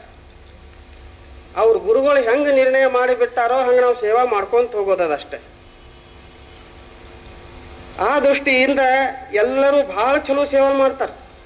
ನನಗೆ ಅನಿಸೋ ಮಟ್ಟಿಗೆ ಕೆಲವೊಂದು ಜನ ಅಂತೂ ರಾತ್ರಿ ಹಗಲಿ ಮಲಗೋದೇ ಇಲ್ಲ, ಒಂದು 4 ದಿವಸ ತನಕ. ಅವ್ರು ನಿದ್ದೆ ಅನ್ನೋದೇ ಇರಂಗಿಲ್ಲ, ಅಷ್ಟು ಅವರು ಸೇವೆಯನ್ನು ಮಾಡ್ತಾರೆ. ಮತ್ತು ಇಲ್ಲಿ ಸೇವಾ ಮಾಡೋದನ್ನು ಭಾಗ್ಯ ಬೇಕಾಗ್ತದೆ. ಇಲ್ಲದವ್ರು ಸಲದವ್ರು ಸೇವಾ ಇಲ್ಲಿ ಭಾಗ್ಯ ಬೇಕಾಗ್ತದೆ. ಏನೋ ನಮ್ಮ ಹಿಂದಿನ ಜನ್ಮದಾಗ ಗುರುಗಳದು ನಮ್ಮದು ಋಣಾನು ಬಂದ ಇದ್ರೆ ಇಲ್ಲಿ ಸೇವಾ ಮಾಡಲಿಕ್ಕೆ ನಮ್ಗೆ ಸಾಧ್ಯ ಆಗ್ತದೆ. ಆ ಋಣಾನು ಬಂದವೇ ಇರಲಿಲ್ಲ ಅಂತಂದ್ರೆ ನಮ್ಗೆ ಸೇವಾ ಮಾಡ್ಲಿಕ್ಕೆ ಆಗೋದಿಲ್ಲ. ಅದಕ್ಕೆ ಇಲ್ಲಿ ತನು ಮನ ಧನದಿಂದ ನಾವು ಸೇವೆಯನ್ನು ಮಾಡೋದು. ಇಲ್ಲಿ ಯಾರೂ ಕೇಳಲಿಕ್ಕೆ ಹೋಗಂಗಿಲ್ಲ, ನೀವು ಕೊಡ್ರಿ ಅಂತ. ಕೊಟ್ಟ ಬಳಕ ಇಷ್ಟ ಯಾಕೆ ಕೊಟ್ರಿ ಅಂತೇಳಿ ಅನ್ನೋರು ಯಾರೂ ಇಲ್ಲ. ನೀವು ₹1 ಕೊಂಡ್ರು ₹1 ತಗೋತಾರೆ, ನೀವು ಎಷ್ಟು ಕೊಡ್ತೀರಿ ಅಷ್ಟೇ ತಗೊಂಡ್ರು. ಅದ್ರ ಮೇಲೆ ಅಪ್ಪಗಳು ಹೇಳ್ತಿದ್ರಂತ ಮಗಳು, ಎಷ್ಟು ಬರ್ತದ ಅಷ್ಟ್ರಾಗ ಮಾಡ್ರಿ. ಒಂದು ವೇಳೆ ಏನೂ ಯಾರೂ ಕೊಡದೇ ಇದ್ರೆ ಚುರುಮುರಿ ತಂದ್ರೆ ಹಾಕೋತ್ ಹಂಚಿಬಿಡ್ರಿ ಸಾಕು, ಅಷ್ಟ್ರ ಮ್ಯಾಗ ಗುರು ಪೂರ್ಣಿಮೆ ಮಾಡ್ರಿ ಅಂತ ತಿಳ್ಕೊಂಡು ಅಪ್ಪಗಳು ಹೇಳ್ತಿದ್ರು. ಅದಕ್ಕೆ ಆ ಪಟ್ಟಿಟ್ಟಂತೂ ಏನೂ ಇಲ್ಲ. ಯಾಕಂದ್ರೆ ಅವ್ರಿಬ್ರು ಮಂದಿ ಶಕ್ತಿ ಹಿಂಗೆ ಕೆಲಸ ಮಾಡ್ತದಲ್ಲ, ನಾವು ಹೇಳೋದಕ್ಕಿಂತಲೂ ಹೆಚ್ಚಿಗೆ ಅದೆಲ್ಲವೂ ಮಾಡಿಸಿಬಿಡ್ತದೆ. ಅಂಥ ಶಕ್ತಿ ಸಾಮರ್ಥ್ಯ ಇಬ್ಬರು ಗುರುಗಳಲ್ಲಿ ಅದ. ಅದಕ್ಕೆ ಎಲ್ಲ ಸಮಿತಿಯವರು ಭಾಳ ಚಲೋ ಹೇಳಿದ್ರೆ, ಅವರೆಲ್ಲ ಭಾಳ ಚಲೋ ಸೇವೆ ಮಾಡ್ತಾರೆ. ಅವ್ರಿಗೇನು ನಾವು ಹೇಳೋದು, ಅವ್ರು ನಾವೇನು ಮಾಡ್ತೇವೋ ನಮ್ಗಿಂತಲೂ ಹೆಚ್ಚಿಗೆ ಸೇವೆ ಮಾಡ್ತಾರೆ ಅವರು. ಮತ್ತು ನೀವು ಯಾರೂ ಹೆಸರು, ಕೆಲವೊಬ್ರು ಹೆಸರೇ ಇಲ್ಲ ಲಿಸ್ಟ್ನ್ಯಾಗ, ಅವ್ರ ಲಿಸ್ಟ್ನ್ಯಾಗ ಹೆಸರಿಲ್ಲ ಖರೆ ಅವ್ರ ಸೇವೆ ಯಾರೂ ಮಾಡಿರೋದಿಲ್ಲ. ಅವ್ರು ಬಂದು ಹೆಣ್ಮಕ್ಳು ಭಾಳ ಮಂದಿ ಸೇವೆ ಮಾಡ್ತಿರ್ತಾರೆ. ಅಕ್ಕಿ ಹಸನ ಮಾಡೋದು, ಜೋಳ ಹಸನ ಮಾಡೋದು, ಆ ಹಸನ ಮಾಡೋದು, ಇದನ್ನ ಹಸನ ಮಾಡೋದು, ಲಿಂಬೆಹಣ್ಣು ಕಟ್ ಮಾಡೋದು, ಉಪ್ಪಿನಕಾಯಿ ಮಾಡಿಸೋದು, ಅವ್ರು ಭಾಳ ಸೇವೆ ಇರ್ತಾರೆ. ಅವ್ರು ಯಾರ್ದು ಹೆಸರಿರಂಗಿಲ್ಲ. ಕೆಲವೊಂದು ಜನ ಹಿಂಗಿದ್ದಾರೆ, ಅವ್ರು ಪ್ರಸಾದ ಸಹಿತ ಆಶ್ರಮದಾಗ ಮಾಡಂಗಿಲ್ಲ, ಸೇವಾ ಇಲ್ಲಿ ಮಾಡೋದು, ಮನ್ಯಾಗ ಹೋಗಿ ಪ್ರಸಾದ ಮಾಡೋದು. ಹಂಗೆ ವರ್ಷ ತನಕ ಸೇವಾ ಮಾಡ್ಕೊಂಡು ಬಂದಿರುವಂಥವ್ರು ಇಲ್ಲಿ ಅದ. ಅದಕ್ಕೆ ಸೇವೆಯಿಂದಲೇ ಈ ಆಶ್ರಮ ನಿಂತಿತ್ತು, ಭಕ್ತರಿಂದಲೇ ಈ ಆಶ್ರಮ ನಿಂತಿತ್ತು. ಅದಕ್ಕೆ ಭಕ್ತರೆಲ್ಲರೂ 1-2 ಕೆಲಸ ಏನು ಮಾಡಬೇಕಾಗಿದೆ ಅಂದ್ರೆ, ನೀವೇನು ಬರ್ರಿ, ಆದರೆ ನಿಮ್ಮ ಮಕ್ಕಳನ್ನ ಮೊಮ್ಮಕ್ಕಳನ್ನ ಕರ್ಕೊಂಬರ್ರಿ. ಸೇವೆಗೂ ಸಹಿತ ನೀವು ಬರ್ರಿ, ನಿಮ್ಮ ಜೊತೆ ನಿಮ್ಮ ಮೊಮ್ಮಕ್ಕಳು ಕರ್ಕೊಂಬರ್ರಿ. ಸಾಯಂಕಾಲ 5 ಗಂಟೆಗೆ ನಿಮ್ಮ ಮೊಮ್ಮಕ್ಕಳು ಮನೆಗೆ ಬರ್ತಾರಲ್ಲ, ಅವ್ರಿಗೆ ಒಂದು ಸ್ವಲ್ಪ ಏನ್ರಿ ತಿನ್ನಿಸ್ರಿ, ಮಾಡ್ರಿ, ಕೈಕಾಲು ಮುಖ ತಗೊಳಕ್ಕೆ ಹೇಳ್ರಿ, ವಿಭೂತಿ ಹಚ್ಕೋ, ಆಶ್ರಮಕ್ಕೆ ಹೋಗಿ ಸಂಜೆ ಕಡಿಸಿ 8 ಗಂಟೆ ತನಕ ಸೇವೆ ಮಾಡಕ್ಕೆ ಹೋಗು ಅಂತ ಕಳಿಸ್ಬೇಕು. ನಿಮ್ಮ ಮಕ್ಕಳು ಇಲ್ಲಿ ಸೇವಾ ಮಾಡಿ ಹೋದ್ರೆ ಸಾಕು. ಇಲ್ಲಿವರೆಗೆ ನಿಮ್ಗೊಂದು ಇತಿಹಾಸ ಗೊತ್ತಿರಲಿ, ಗುರು ಪೌರ್ಣಿಮೆಗೆ ಯಾವ್ಯಾವ ಊರಾಗಿನೂ ಎಷ್ಟೆಷ್ಟು ಹುಡುಗರು ಸೇವಾಕ ಬಂದಾವೋ ಅವರೆಲ್ಲರೂ ಗೌರ್ಮೆಂಟ್ ಜಾಬ್ದೊಳಗದ. ನಮ್ಮ ಹುಲ್ಯಾಳದಲ್ಲೇನೆ 100 ಹುಡುಗರ್ಕಿಂತಲೂ ಜಾಸ್ತಿ ಹುಡುಗರು ನೌಕರಿ ಹೋಗ್ಯಾವ. ಅವೆಲ್ಲ ಅಮೃತಾನಂದ ಸ್ವಾಮಿ ಸೇವಾ ಮಾಡ್ತಿರ್ತಾರೆ. ಈಗೆಲ್ಲರೂ ಸರ್ಕಾರಿ ನೌಕರಿ ಅದು ಒಳಗದ. ಯಾವ ಬೇಕಾದ ಊರಿನಿಂದ ಸೇವೆ ಮಾಡಕ್ಕೆ ಬರೋದಾರ ಕೇಳ್ರಿ ಅವರಿಗೆ. ಅವ್ರು 3 ವರ್ಷ 4 ವರ್ಷ ಅಷ್ಟೇ ಸೇವೆ ಮಾಡ್ತಾರೆ, 5ನೇ ವರ್ಷಕ್ಕೆ ಅವ್ರು ಗೌರ್ಮೆಂಟ್ ನೌಕರಿಗೆ ಹೋಗ್ಬಿಟ್ಟಿರ್ತಾರೆ. ಹಂಗೆ ನಿಮ್ಮ ಮೊಮ್ಮಕ್ಕಳನ್ನು ಕರ್ಕೊಂಡು ಬರ್ರಿ, ಇಲ್ಲಿ ಸಂಸ್ಕಾರ ಆಗ್ತದ. ಕುಡಿ ಹುಡುಗರ ಜೊತೆ, ಆ ರಮ್ಮಿ ಆಡೋ ಹುಡುಗರ ಜೊತೆ, ಇಲ್ಲದ ನೋಡು ಹುಡುಗರ ಜೊತೆ ನಿಮ್ಮ ಮೊಮ್ಮಕ್ಕಳನ್ನ ಕಳಿಸೋದಕ್ಕಿಂತಲೂ ಇಲ್ಲಿ ಕಳಿಸಿದ್ರಿ ಅಂತಂದ್ರೆ ನಿಮ್ಮ ಮೊಮ್ಮಕ್ಕಳು ಎಲ್ಲ ಸುರಕ್ಷಿತವಾಗಿ ಇಲ್ಲಿರ್ತಾರೆ. ಅದಕ್ಕೆ ನಿಮ್ಮ ಮೊಮ್ಮಕ್ಕಳನ್ನ ನಿಮ್ಮ ಮಕ್ಕಳನ್ನ ಕರ್ಕೊಂಡು ಬರ್ರಿ. ನೀವು ಕುಂದ್ರಿ ಕಟ್ಟಿ ಮ್ಯಾಗ, ಆರಿಸೋ ಕಸ ಆರಿಸು ಅಂತ ನಿಮ್ಮ ಮೊಮ್ಮಕ್ಕಳಿಗೆ ಹೇಳ್ರಿ. ಅವು ಆರಿಸ್ತಾವೆ, ಸೇವಾ ಮಾಡ್ತಾವೆ. ಸೇವೆ ಅನ್ನೋದನ್ನ ಈಗಿನಿಂದಲೇ ನಿಮ್ಮ ಮೊಮ್ಮಕ್ಕಳಿಗೆ ಕಲಿಸಿದ್ರಿ ಅಂತಂದ್ರೆ, ನಿಮ್ಮ ಮಕ್ಕಳಿಗೆ ಕಲಿಸಿದ್ರಿ ಅಂತಂದ್ರೆ ಅವ್ರ ಮುಂದೆ ನಿರಂತರವಾಗಿ ಸೇವೆ ಮಾಡಲಿಕ್ಕೆ ಪ್ರಾರಂಭ ಮಾಡ್ತಾರೆ. ಅದಕ್ಕೆ ನಿಮ್ಮ ಮಕ್ಕಳು ಮೊಮ್ಮಕ್ಕಳನ್ನು ಕರೆದುಕೊಂಡು ಬಂದು ಇಲ್ಲಿ ಸೇವೆಯಲ್ಲಿ ಭಾಗವಹಿಸಲಿಕ್ಕೆ ಪ್ರಾರಂಭಿಸ್ತೇವೆ ಈ ವರ್ಷದಿಂದ ಅಂತ ತಿಳ್ಕೊಳ್ತೇವೆ.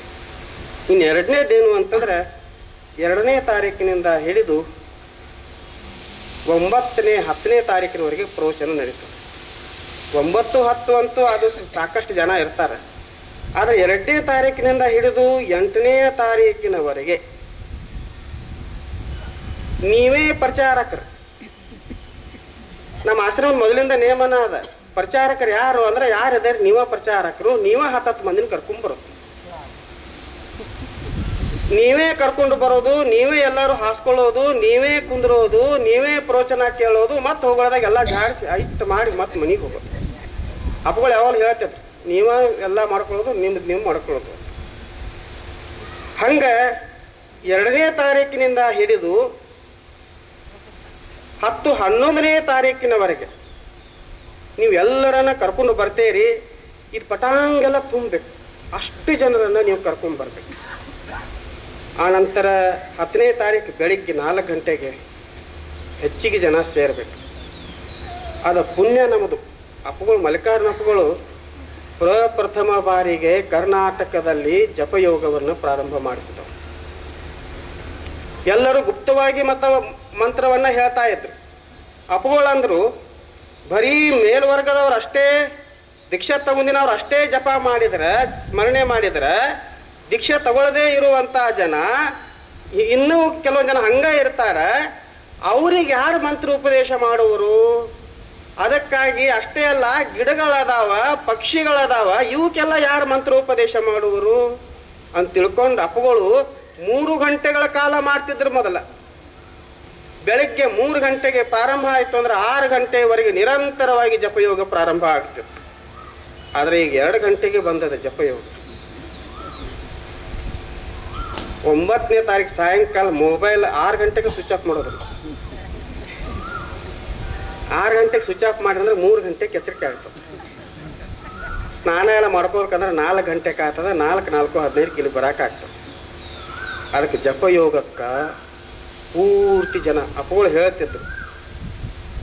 ಇಲ್ಲ ಅಂತಂದ್ರೂ ಒಂದು 6,000 ಜನ ಕುಂತು 2 ಗಂಟೆಗಳವರೆಗೆ ನಿರಂತರ ನಾವು ಜಪಯೋಗವನ್ನು ಮಾಡಿದ್ದೀವಿ ಅಂತಂದ್ರೆ 1 ಕೋಟಿ ಜಪಯೋಗ ಆಗ್ತದೆ ಅಂತ ಹೇಳ್ತಾರೆ. ಅದಕ್ಕೆ ನಾವು ಕೋಟಿಗಿಂತಲೂ ಹೆಚ್ಚಿಗೆ ಜಪಯೋಗವನ್ನು ಮಾಡಲಿಕ್ಕೆ ಪ್ರಾರಂಭಿಸೋಣ ಅಂತ ಹೇಳ್ತಾ, ಗುರು ಪೂರ್ಣಿಮಾ ಇದಕ್ಕೆ ನಾವು ಹೇಳೋದೇನೂ ಇಲ್ಲ, ಮಾಡೋದದ, ಎಲ್ಲರೂ ಕೂಡೋದದ, ಎಲ್ಲರೂ ಸೇವೆ ಮಾಡೋದದ, ಗುರುಗಳ ಪ್ರೀತಿಗೆ ಪಾತ್ರರಾಗೋದದ. ಗುರುಗಳ ಇಲ್ಲ ಅಂತಿಲ್ಲ. ಈ ಗಿಡಗಳದಾಗ ಗುರುಗಳಿದ್ದಾರೆ, ಬೀಸುವ ಗಾಳಿಯೊಳಗೆ ಗುರುಗಳಿದ್ದಾರೆ, ಈ ಮಣ್ಣಿನೊಳಗೆ ಗುರುಗಳಿದ್ದಾರೆ, ಬೆಳಕಿನೊಳಗೆ ಗುರುಗಳಿದ್ದಾರೆ. ನಾವು ಮಾತಾಡೋದು, ನಾವು ಕೇಳೋದು ಅವ್ರಿಗೆಲ್ಲ ಗೊತ್ತಾಗ್ತದೆ. ಅದಕ್ಕೆ ಅವ್ರ ಗುರುಗಳು ನಮ್ಮನ್ನು ನೋಡಕತ್ತಾರ ಅಂತ ಅನ್ನೋದು ನಾವು ಸೇವೆ ಮಾಡಲಿಕ್ಕೆ ಪ್ರಾರಂಭ ಮಾಡೋದು. ಯಾರು ನೋಡ್ತಾರೆ ಮಾಡ್ತಾರೆ, ಗುರುಗಳು ನೋಡಕತ್ತಾರೆ. ಇಬ್ಬರು ಗುರುಗಳಿಗೆ ಆಶ್ರಮ ಅಂದ್ರೆ ಭಾಳ ಪ್ರಿಯ ಅವ್ರಿಗೆ, ಪಂಚಪ್ರಾಣ ಅವ್ರಿಗೆ. ಅಪ್ಪಗಳು ಹೇಳವ್ರು ಬಿಜಾಪುರಕ್ಕೆ ಹೋಗೋಣ, ಬಿಜಾಪುರಕ್ಕೆ ಹೋಗೋಣ. ನಾವು ಪ್ರವಚನ ನಾವು ಹೋದಂದ್ರೆ ನಾವು ಕೆಲವೊಂದ್ಸಲ ನಾವು ಗೊತ್ತದ ನಿಮ್ಗೆ ಗೊತ್ತಿಲ್ಲ, ವಾದಂದ್ರೆ 6 ತಿಂಗಳು ನಾವು ಆ ಕಡೆ ಹೋಗ್ತಿದ್ದು ಪ್ರವಚನಕ್ಕೆ. ಹೋದಾಗ ಅಪ್ಪ ಬಿಜಾಪುರಕ್ಕೆ ಹೋಗಪ್ಪ, ಭಾಳ ದಿವಸ ಆಯಿತು, ಬಿಜಾಪುರಕ್ಕೆ ಹೋಗೋಣ. ಬಿಜಾಪುರಕ್ಕೆ ಬರ ಅವ್ರಿಗೆ ಅತೀ ಪ್ರಿಯವಾದ ಸ್ಥಳ ಅಂತಂದ್ರೆ ಬಿಜಾಪುರ. ಅದಕ್ಕೆ ಮಲ್ಲಿಕಾರ್ಜುನ ಅಪ್ಪಗಳವರ ಗುರು ಪೂರ್ಣಿಮೆ ಕಾರ್ಯಕ್ರಮದಲ್ಲಿ ಎಲ್ಲರೂ ಶ್ರದ್ಧಾಭಕ್ತಿಯಿಂದ ಸೇವೆಯನ್ನು ಸಲ್ಲಿಸೋಣ. ಅವರ ಸ್ಮರಿಸಿ, ಅವರನ್ನು ನೆನೆದು, ಅವರನ್ನು ಆರಾಧಿಸಿ, ಅವರ ಜ್ಞಾನ ಬೋಧನೆ ನಮ್ಮ ಮನದಲ್ಲಿ ಸ್ವಲ್ಪ ಕಾರ್ಯವನ್ನು ಮಾಡಿ ನಾವು ಆ ಮುಕ್ತಾವಸ್ಥೆಗೆ ಹೋಗುವಾಗೆ ಗುರುಗಳು ನಮಗೆ ಆಶೀರ್ವದಿಸಲಿ ಅಂತ ಕೇಳ್ತಾ ನನ್ನ 2 ಮಾತುಗಳು ಮುಗಿಸ್ತೇನೆ. ನಮಸ್ಕಾರ. ಉಪಾಧ್ಯಕ್ಷರಾದ ಯುವ ಯತಿಗಳಾದ ಅಮೃತಾನಂದ ಸ್ವಾಮಿಗಳಲ್ಲಿ ಇವು ಚೇರ್ಮನ್ರಾಗಿ ಮೂರ್ತಿ ಚಿಕ್ಕದಾದರೂ ಕೀರ್ತಿ ದೊಡ್ಡದೆನಿಸಿಕೊಂಡು ಅನ್ನುವಂತೆ ಸೇವೆಯಲ್ಲಿ ತಲೀನರಾಗಿರ್ತಕ್ಕಂಥ ಆಶ್ರಮದ ಸೇವೆಯಲ್ಲಿ ಹರ್ಷಾನಂದಪ್ಪಳವರಲ್ಲಿ ಜಗದ್ಗುರುಗಳಾಗಿದ್ದರೂ ಕೂಡ ಸರಳತೆಗೆ ಒಂದು ಸಾಕಾರ ರೂಪ ಆಗಿರುವಂಥ ಜಗದ್ಗುರು ಡಾಕ್ಟರ್ ಶಾಂತಗಂಗಾಧರ ಮಹಾಸ್ವಾಮಿಗಳವರಿಗೆ, ಅವರಿಗೂ ಡಾಕ್ಟರೇಟ್ ಪದವಿ ಬಂದದ. ನನಗಂತೂ ಪದವಿ ಇಲ್ದಿದ್ದರೂ ಪದವಿ ಕೊಟ್ಟು ಹೋಗ್ಯಾರಪ್ಪ. ಅವರಿಗೆ ಎಲ್ಲ ಪೂಜ್ಯರಿಗೆ ಹಾಗೂ ತಮ್ಮೆಲ್ಲರಿಗೆ ಶರಣಾರ್ಥಿಗಳು. ಹರ್ಷಾನಂದಪ್ಪಳು ಬಹುಶಃ ಏನು ಹೇಳಬೇಕೆಲ್ಲನೂ ಹೇಳಿದರು. ಇನ್ನು ಅಧ್ಯಕ್ಷಪ್ಪಳು ಕೂಡ ಹೇಳ್ತಾ ಇದ್ದಾರೆ. ಅಮೃತಾನಂದ ಸ್ವಾಮಿಗಳು ಸ್ವಯಂ ಸೇವಕರ ಕುರಿತಂತೆ ಎಲ್ಲ ಹೇಳಿದ್ದಾರೆ. ನನಗೆ ಇಲ್ಲಿ ಹೇಳುವಂಥದ್ದು ಬಹುಶಃ ಕೆಲವು ವಿಶೇಷ ಏನು ಇಲ್ಲದಿದ್ದರೂ ಕೆಲವು ಅನಿಸಿಕೆಗಳನ್ನು ನಾನು ವ್ಯಕ್ತಪಡಿಸಲಿಕ್ಕೆ ಇಷ್ಟಪಡ್ತೀನಿ. ಬಹುಶಃ ನಿಮ್ಗೆ ಗೊತ್ತಿರುವಂತೆ ಗುರುಪೂರ್ಣಿಮೆ ಇದು ಶಿಷ್ಯ ಪೂರ್ಣಿಮೆಯೂ ಹೌದಾ. ಪೂರ್ಣಿಮೆ ಅಂದರೆ ಹಬ್ಬ, ಗುರುಗಳದ್ದು ಹಬ್ಬ, ಜೊತೆಗೆ ನಮ್ಮದೆಲ್ಲರದು ಕೂಡ ಒಂದು ಹಬ್ಬವೇ. ಆಗಲೇ ಹೇಳಿದರು 2 ಹಬ್ಬ ನಮ್ಮ ವಿಜಯಪುರದಲ್ಲಿ, ಒಂದು ಗುರುಪೂರ್ಣಿಮೆ, ಇನ್ನೊಂದು ಗುರು ನಮನ ಮಹೋತ್ಸವ. ಉತ್ಸವ ಅಂದರೆ ಹಬ್ಬನೇ. ಇವು 2 ಹಬ್ಬಗಳು ಒಂದು ಆದರ್ಶತೆ, ಪ್ರತಿಯೊಂದು ಕಾರ್ಯಕ್ರಮಕ್ಕೂ ತನ್ನದೇ ಆದ ಒಂದು ವೈಶಿಷ್ಟ್ಯತೆ ಇರ್ತದೆ. ನಿಮ್ಗೆ ಗೊತ್ತದ ವಿಜಯಪುರ ಜ್ಞಾನಯುಗಾಶ್ರಮದ ಕಾರ್ಯಕ್ರಮಗಳ ಈ ಉತ್ಸವಗಳ ಪೂರ್ಣಿಮೆಯ ವೈಶಿಷ್ಟ್ಯ ಏನಂದರೆ, ಏನೇನೂ ಯಾರಿಗೂ ಕೇಳದೆ, ಪ್ರಚಾರ ಇಲ್ಲದೆ, ಪತ್ರಿಕೆ ಇಲ್ಲದೆ ಯಶಸ್ವಿಯಾಗಿ ಹೃದಯ ಸ್ಪರ್ಶಿಯಾಗಿ ನಡೆಯುವಂಥ ಕಾರ್ಯಕ್ರಮಗಳು ನಾಡಿನ ತುಂಬ ಅಂತ ಹೇಳಲಿಕ್ಕೆ ಸಂತೋಷ. ಇಡೀ ನಮ್ಮ ರಾಷ್ಟ್ರದಲ್ಲಿ ಅಂದರೂ ಅಷ್ಟೇ, ಯಾರಿಗೂ ಏನು ಕೇಳಂಗಿಲ್ಲ, ಪತ್ರಿಕೆ ಪ್ರಚಾರ ಇಲ್ಲ, ಆಮಂತ್ರಣ ಇಲ್ಲ, ಏನೂ ಇಲ್ಲ. ನಮ್ಮದೇ ಅಂತ ಅನ್ನುವಂತೆ ಎಲ್ಲರೂ ಬಂದು ಭಾಗವಹಿಸಿ ಈ ಒಂದು ಗುರುವಿನ ಹಬ್ಬದಲ್ಲಿ ಪಾಲ್ಗೊಳ್ಳುವಂಥ ಒಂದು ರಾಷ್ಟ್ರೀಯ ಹಬ್ಬ ಅಂದರೂ ಅಡ್ಡಿ ಇಲ್ಲ. ಅದು ನಿಮ್ಗೆ ಗೊತ್ತಿದೆ, ನಾನೇನು ಹೇಳಬೇಕಾಗಿಲ್ಲ, ನೆನಪು ಮಾಡಿಕೊಟ್ಟೆ ಅಷ್ಟೆ. ಇಲ್ಲಿ ಮುಖ್ಯವಾಗಿ ನಾವು ಇದಕ್ಕೆ ನಿಮ್ಗೆ ಗೊತ್ತಿರುವಂತೆ ಎಲ್ಲ ಆಶ್ರಮಗಳಿಗೆ, ಮಠಗಳಿಗೆ ಒಂದು ಆರ್ಥಿಕ ಇನ್ಕಮ್ ಸೋರ್ಸ್ ಅಂತೀರಿ. ಅದಕ್ಕೆ ಆರ್ಥಿಕ ಒಂದು ಆರ್ಥಿಕ ಮೂಲ, ಇನ್ಕಮ್ ಸೋರ್ಸ್ ಅಂತ ಇರ್ತದೆ. ನಮಗೆ ಈ ಆಶ್ರಮಕ್ಕೆ ಒಂದು ಉಳಿದಲ್ಲಿ ಕಲ್ಯಾಣ ಮಂಟಪನೋ ಅಥವಾ ಒಂದು ಶಿಕ್ಷಣ ಸಂಸ್ಥೆನೋ ಈ ಥರ ಇರ್ತಾವೆ. ಇಲ್ಲಿ ಏನು ಇನ್ಕಮ್ ಸೋರ್ಸ್ ಅಂದರೆ ನೀವೆಲ್ಲ ಗೊತ್ತಿರಲಿಲ್ಲ, ನೀವೇ ನಮ್ಮ ಆಶ್ರಮದ ಸಂಸ್ಥೆ. ಇದು ಭಾಳ ಮಹತ್ವ. ಹಾಗೆ ನಡೆಸ್ಕೊಂಡು ಬಂದ್ರಪ್ಪ. ಇದೊಂದು ಆದರ್ಶ ಅವ್ರದ್ದು. ಅವ್ರು ನಮ್ಗೆ ಹೇಳ್ತಿದ್ರು, ಹಿಂಗೆ ನಿಮ್ಗೆ ಗೊತ್ತಿದೆ, ನಾವು ಏನಾದ್ರು ಹೀಗೆ ಕಾರ್ಯಕ್ರಮಕ್ಕೆ ಹೋದಲ್ಲಿ ಗುರು ಭಕ್ತರು ಏನಾದರೂ ಇದು ಮಾಡಿದರೆ, ಅರ್ಪಣೆ ಮಾಡಿದರೆ ನಾವು ಅಪ್ಪೋಳು ಮುಟ್ಟದಲ್ಲ. ನಾವು ಯಾಕೆ, ನಮ್ಮ ಬದುಕೇ ಬೇರೆ, ನಿಮ್ಮ ಬದುಕೇ ಬೇರೆ, ನಾನು ಮಾಡ್ದಂಗೆ ನೀವು ಮಾಡೋಕ್ಕೆ ಹೋಗಬೇಡ್ರಿ, ನೀವು ಅವರು ನಿರಾಕರಿಸ್ಬೇಡ್ರಿ, ಅವ್ರಿಗೆ ಸಂತೋಷ ಪಡಿಸ್ರಿ ಅಂತ ಹೇಳೋ ತಾತ್ಪರ್ಯ ಅಂದರೆ ಅವ್ರ ವೈಶಿಷ್ಟ್ಯ ಇನ್ನು ಬಹುಶಃ ಅವ್ರಿಗೆ ಮೀಸಲೇನೋ ಅಂತ ನನಗನ್ನಿಸ್ತದೆ. ಬುದ್ಧಿಜೀವಿ ಇರಲಿ, ಆ ಹೆಜ್ಜೆಯಲ್ಲಿ ಅವರಿಟ್ಟ ಹೆಜ್ಜೆಯಲ್ಲಿ ಒಂದು ಹೆಜ್ಜೆ ಇಡುವಂಥ ಸಾಮರ್ಥ್ಯ ಗುರುನಾಥ ನೀಡಲಿ ಅನ್ನೋದ್ರ ಜೊತೆಗೆ ಇಲ್ಲಿ ಒಂದು ಸೂಚನೆ ಬರ್ತಾ ಇದೆ ಅಂತ ಅನಿಸ್ತದೆ. ಬಸಲಿಂಗಪ್ಪಳಿಗೆ ಗೊತ್ತಿರ್ಬೋದು. ಇಲ್ಲಿ ಇವತ್ತು ಜಾಗತಿಕ, ನಿಮಗೆಲ್ಲ ಗೊತ್ತಿದೆ, ಒಂದು ಜಾಗತಿಕ ಏನು ಒಂದು ಇವು ನಡೀತಾ ಇದ್ದಾವೆ ಪ್ರಚಲಿತ ವಿಚಾರಗಳು.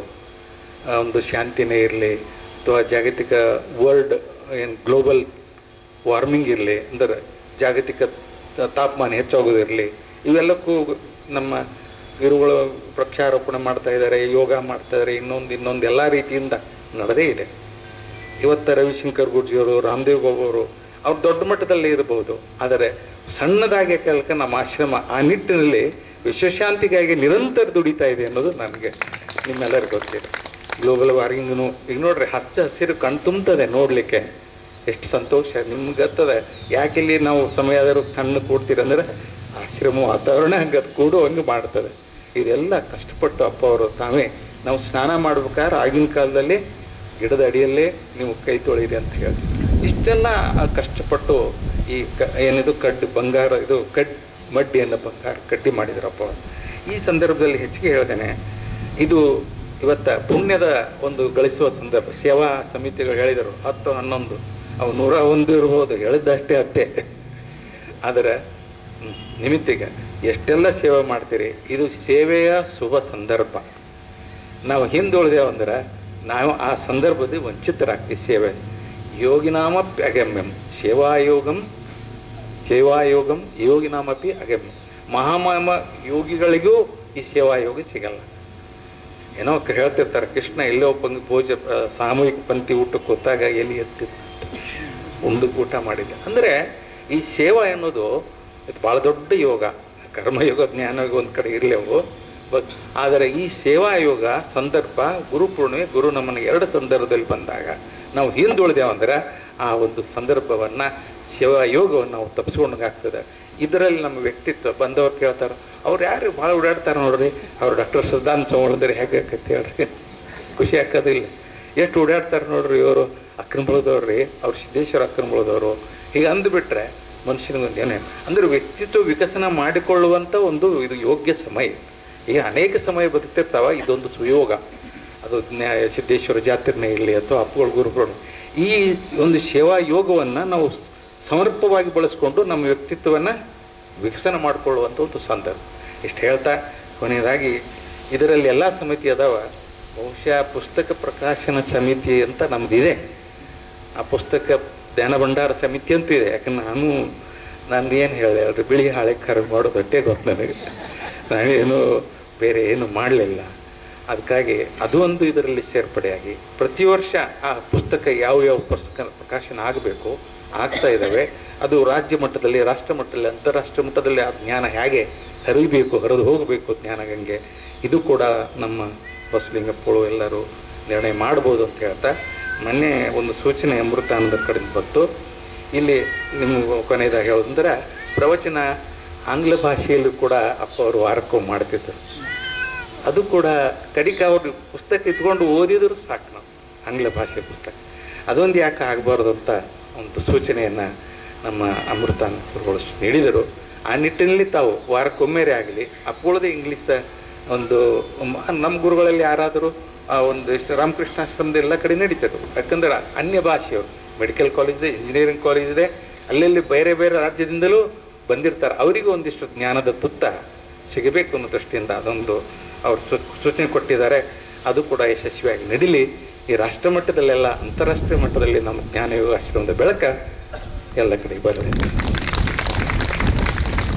ಪಾದಗಳಿಗೆ ಭಕ್ತಿಪೂರ್ವಕ ಪ್ರಣಾಮಗಳನ್ನು ಸಲ್ಲಿಸಿ ಈ ಕಾರ್ಯಕ್ರಮದಲ್ಲಿ ಅವನ ಸಾನ್ನಿಧ್ಯ ವಹಿಸಿರುವಂಥ ಪ್ರಮುಖ ಗುರುಗಳನ್ನು ಮೊದಲು ಮಾಡಿ ಎಲ್ಲ ಪೂಜ್ಯರಿಗೆ ಮತ್ತು ತಮಗೆಲ್ಲರಿಗೂ ನಮಸ್ಕಾರಗಳು.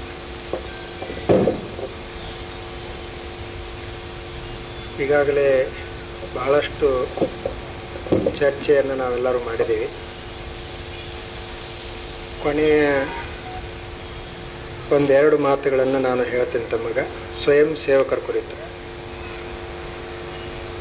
ನೀವೆಲ್ಲರೂ ಈಗಾಗಲೇ ಅನೇಕ ಸಮಿತಿಗಳಲ್ಲಿ ಸೇವೆಯನ್ನು ಮಾಡೋರದ. ಭಾಳಷ್ಟು ಜನರದು ಹೆಸರು ಬಂದದ, ಇನ್ನೂ ಕೆಲವ್ರದ್ದು ಯಾರ್ದು ಹೆಸರು ಬಂದಿಲ್ಲ. ಯಾರ್ದು ಹೆಸರು ಬಂದಿಲ್ಲ ಅವ್ರಿಗೆ ಒಂದು ಉಪಯೋಗ ಏನು ಅಂದ್ರೆ ಎಲ್ಲ ಸಮಿತಿಯಲ್ಲಿ ಅವ್ರಿಗೆ ಕೆಲಸ ಮಾಡಕ್ಕೆ ಸಿಗ್ತದೆ. ಮತ್ತು ಹೆಸರು ಬಂದವ್ರದ್ದು ಏನು ಸಮಸ್ಯೆ ಅಂದರೆ ಮತ್ತೊಂದು ಕಡೆ ಮಾಡೋಕ್ಕಾಗಂಗಿಲ್ಲ, ಅವ್ರದ್ದು ಒಂದೇ ಸಮಿತಿಯಲ್ಲಿ ಮಾಡಬೇಕಾಗ್ತದೆ. ಆನಂತರ ಇನ್ನೊಂದು ನಂಬುದು ವಿಶೇಷತೆ ಏನು ಅಂದ್ರೆ ಹೆಸರು ನಂಬುದು ಸಮಿತಿಯಲ್ಲಿ ಬರಲಿಲ್ಲ ಅಂದರೆ ನಾವು ಹೆಸರಿಲ್ಲದೆ ಮಾಡ್ತೀವೋ ಅಂತ ಹಿಗ್ಗೊಂದಿರ್ತದೆ. ಅದಕ್ಕಾಗಿ ನಾವೆಲ್ಲರೂ ಕೂಡಿ ಮಾಡುವುದದ. ಆದರೆ ಈ ವರ್ಷ ಒಂದು ಹೊಸ ಪ್ರಯೋಗವನ್ನು ಮಾಡಬೇಕಾಗ್ಯದ.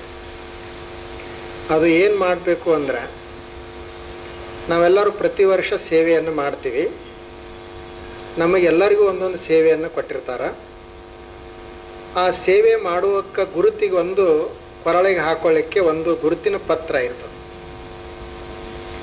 ಅದು ಈ ಗುರು ಪೂರ್ಣಿಮೆಗೆ ಮಾತ್ರ ಅಷ್ಟೇ ಸೀಮಿತ ಆಗಿರ್ತದೆ. ಅಲ್ಲಿಂದ ನಾವು ಸೇವಾ ಮುಗೀತು ಅಂದ್ರೆ ಅದರದ್ದು ಕೆಲಸ ಮುಗೀತು. ಆದರೆ ಈ ವರ್ಷ ನಾವು ಹೇಗೆ ಮಾಡಬೇಕಾಗ್ಯದಿ ಅಂದ್ರೆ ನಾವೇನೀಗ ಗುರುತಿಂದೊಂದು ಪತ್ರ ಕೊಡ್ತೀವಿ, ಅದು ನಮ್ಮದು ಆಧಾರ್ ಕಾರ್ಡ್ ಇದ್ದಂಗೆ ಖಾಯಂ ಆಗಿರುವುದು. ಅದು ಏನು ಅಂತಂದ್ರೆ ವೇದಾಂತ ಕೇಸರಿ ಮಲ್ಲಿಕಾರ್ಜುನ ಶಿವಯೋಗಿಗಳು ಹಾಗೂ ಜ್ಞಾನಯೋಗಿ ಸಿದ್ದೇಶ್ವರ ಅಪ್ಪುಗಳವರ ಗುರು ಸೇವಕ ಅಂಥೇಳಿ ಒಂದು ಆಧಾರ್ ಕಾರ್ಡವನ್ನು ಕೊಡ್ತದೆ. ಅದರಲ್ಲಿ ನಿಮ್ಮ ಹೆಸರು, ಆನಂತರ ವಿಳಾಸ, ಸಂಪರ್ಕ ಸಂಖ್ಯೆ ಎಲ್ಲ ಇರ್ತದೆ. ಕೆಳಗಡೆ ಗುರುಗಳ ಸಹಿ ಮಾಡಿ ಅದನ್ನು ಕೊಟ್ಟರು ಅಂತಂದ್ರೆ ನೀವು ಅದನ್ನು ಎಲ್ಲಿ ಬೇಕಾದಲ್ಲಿ ಯಾವಾಗ ಬೇಕಾದಲ್ಲಿ ಅದನ್ನು ಬಳಸಿ ಸೇವೆಯನ್ನು ಮಾಡಬಹುದು. ಇದನ್ನು ಈ ವರ್ಷ ಮಾಡುವುದದ. ಅದಕ್ಕೆ ನೀವು ಎಲ್ಲರೂ ರಿಜಿಸ್ಟ್ರೇಷನ್ ಮಾಡಿಸ್ಬೇಕು, ನೋಂದಣಿ ಮಾಡಿಸ್ಬೇಕು. ಆ ನೋಂದಣಿ ಆಯಿತು ಅಂತಂದರೆ ನಿಮಗೆ ಅದನ್ನು ಕೊಡ್ತದೆ. ಇಲ್ಲ ನಾವು ನೋಂದಣಿಯನ್ನು ನಮಗೆ ಮಾಡ್ಸೋಕ್ಕಾಗೋದಿಲ್ಲ, ನಾವು ಪ್ರತಿ ವರ್ಷದಂಗೆ ಒಂದೇ ದಿವಸ ಮಾಡ್ತೀವಿ ಅಂತಂದರೆ ಕೊನೆಗೆ ಒಂದು ದಿವಸ ಏನು ಗುರು ಪೂರ್ಣಿಮೆಗೆ ಹಾಕೊಳಕ್ಕೆ ಕೊಟ್ಟಿರ್ತದೆ ಅದನ್ನೊಂದು ಕೊಡ್ತವೆ.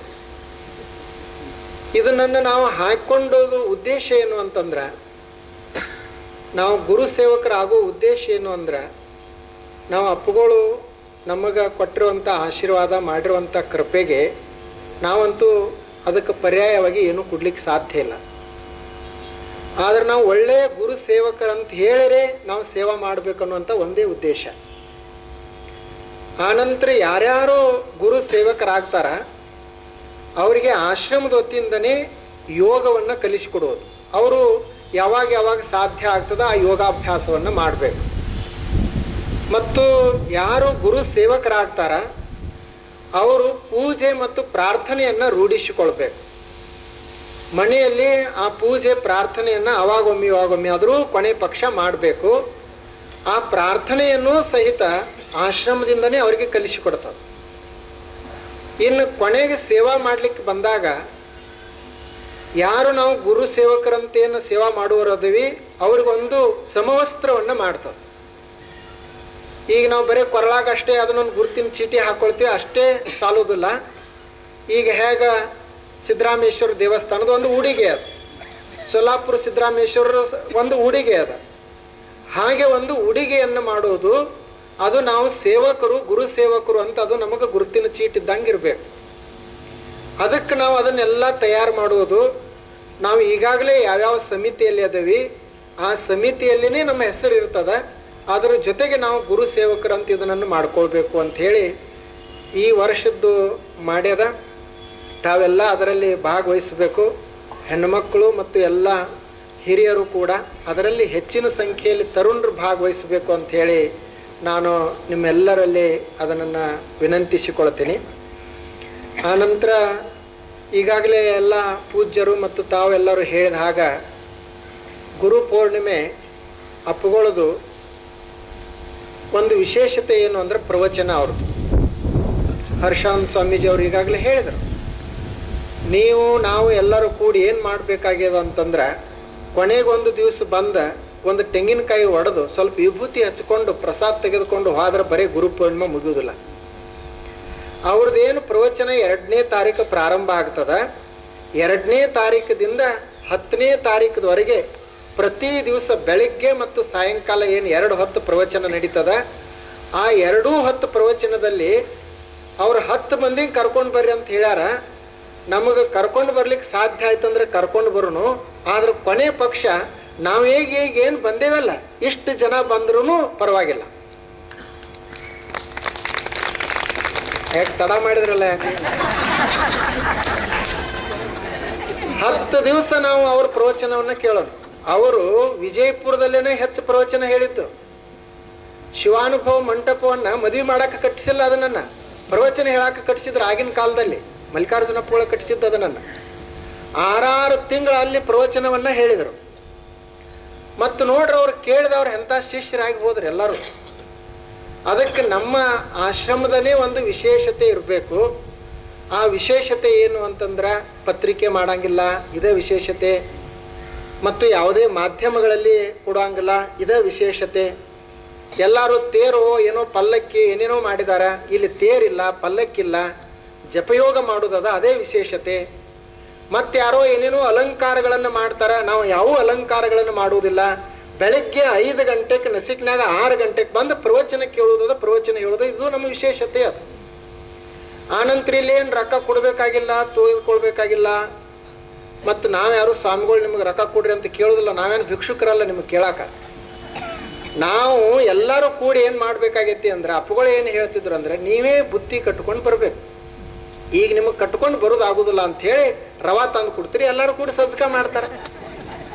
ಅದನ್ನೇ ಸ್ವಲ್ಪ ದಾಳಿದ ಸಾಂಬಾರು ಮಾಡ್ತಾರೆ, ಎಲ್ಲರೂ ಕೂಡಿ ಉಣ್ಣುವುದದ, ಜಪ ಮಾಡುವುದದ, ಪ್ರವಚನ ಕೇಳುವುದದ, ಗುರುಗಳ ದರ್ಶನ ಮಾಡಿ ಹೋಗುವುದದ. ಅದನ್ನ ನಾವು ಕೆಲಸ ಮಾಡಬೇಕು. ಅಪ್ಪುಗಳಿಗೆ ಆ ಆರ್ಥಿಕದ ಯಾವ ಮೂಲ ಅವ್ರಿಗೆ ಬೇಕಾಗಿರಲಿಲ್ಲ. ಅವರು ಬರೀ ಜಪ, ಸಾಧನೆ, ಪ್ರವಚನ ಇದನ್ನ ಬಿಟ್ಟರೆ ಬೇರೆ ಏನಿಲ್ಲ. ಅವಾಗ ಇಲ್ಲಿ ಆಶ್ರಮದಲ್ಲಿ ಬುದ್ಧಿಜಿಯವರು ಹೇಳ್ತಿದ್ರು, ಮಲ್ಲಿಕಾರ್ಜುನ ಅಪ್ಪುಗಳು ಇದ್ದಾಗ ಸಂಸ್ಕೃತ ಪಾಠಶಾಲೆಯನ್ನು ಶುರು ಮಾಡಿದ್ರಂತ. ಅವಾಗ ಎಷ್ಟೋ ಒಂದು 30-40 ವಿದ್ಯಾರ್ಥಿಗಳು ಅದಕ್ಕೆ ಭಾಗವಹಿಸಿದ್ರು. ಅದರ ಪರ್ಮಿಷನ್ ತೆಗೆಸ್ಬೇಕಂತ ಒಬ್ಬ ಶಿಷ್ಯ ಅಧಿಕಾರಿಗಳ ಕಡೆಗೆ ಹೋದ್ರಂತ. ಆಗಿನ ಕಾಲದಲ್ಲಿ ಅದಕ್ಕೆ ಪರ್ಮಿಷನ್ ಕೊಡ್ಲಿಕ್ಕೆ 1000 ರೂಪಾಯಿ ಕೇಳಿದ್ರಂತ. ಅವ್ರು ಬಂದು ಮಲ್ಲಿಕಾರ್ಜುನ ಅಪ್ಪುಗಳಿಗೆ ಹೇಳಿದ್ರಂತ, ನೀವೇನೀಗ ಸಂಸ್ಕೃತ ಪಾಠಶಾಲೆ ತೆಗ್ಯಾಕತ್ತೀರಿ, ಅದಕ್ಕೆ ಅವ್ರು ಪರ್ಮಿಷನ್ ಕೊಡಕ್ಕೆ 1000 ರೂಪಾಯಿ ಕೇಳ್ತಾರ್ರಿ ಅಂತಂದ್ರಂತ. ಅವಾಗ ಮಲ್ಲಿಕಾರ್ಜುನ ಅಪ್ಪುಗಳದ್ರಂತ, ಹಂಗಾದ್ರೆ ಆ ಸಾಲಿನ ತೆಗೆದು ಬೇಡ ಅಂದ್ರ. ಅಂದಿನ ಹಿಡಿದು ಇಂದಿನ ತನ ಸಾಲಿದು ಏನೂ ಇಲ್ಲ. ಮಣ್ಣು ಇಲ್ಲೇ ನಂಬುದು ತಿಡುಗುಂದಿಯಲ್ಲಿ ಅವ್ರು ಬಿರಾದಾರ್ ವಿಠಲ್ ಗೌಡ ಬಿರಾದಾರ್ ಅವರು ಒಂದು ಅಪ್ಪುಗಳಿಗಾಗಿನ ಒಂದು ತೋಟ ಮಾಡಿದಾರ.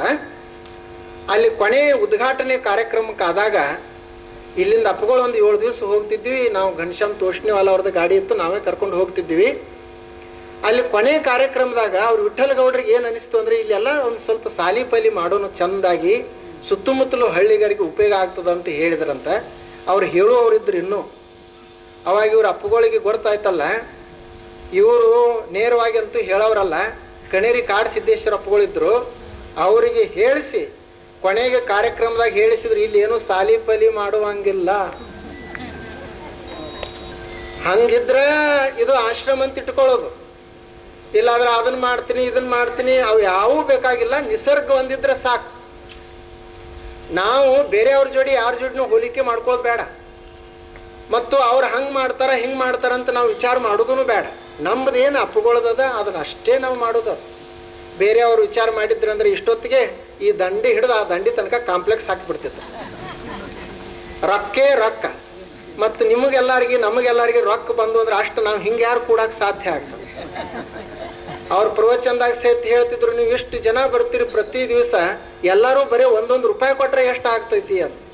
ಅದಕ್ಕೆ ಇಲ್ಲಿ ಹಾಸೋದು ಬೇಡ, ಬರಾಗ ನೀವೇ ಹಾಸ್ಕೊಳಕ್ ತೊಗೊಂಡ್ ಬರ್ರಿ ಅಂತ ಹೇಳ್ತಿದ್ರು. ನೀವೇ ತರಬೇಕು ಹಾಸ್ಕೊಳ್ಳಾಕ ಅಂತ.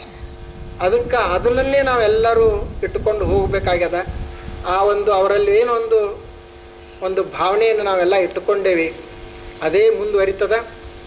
ನಾವೆಲ್ಲ ಅದನ್ನು ಮುಂದುವರಿಸೋಣ ಅಂತ ಹೇಳ್ತಾ, ಆ ಸ್ವಯಂ ಸೇವಕರದೊಂದು ತಾವೆಲ್ಲರೂ ಲಕ್ಷ್ಯ ಕೊಟ್ಟು ಮಾಡಬೇಕು. ಭಾಳ ಒಳ್ಳೆಯದದ ಅದು. ಕೊನೆಗೆ ನಿಮ್ಮ ಹಿಂದಿನ ಮಕ್ಕಳಿಗೆ ಮತ್ತು ಮೊಮ್ಮಕ್ಕಳಿಗೆ ಸಹಿತ ಉಳಿತದ.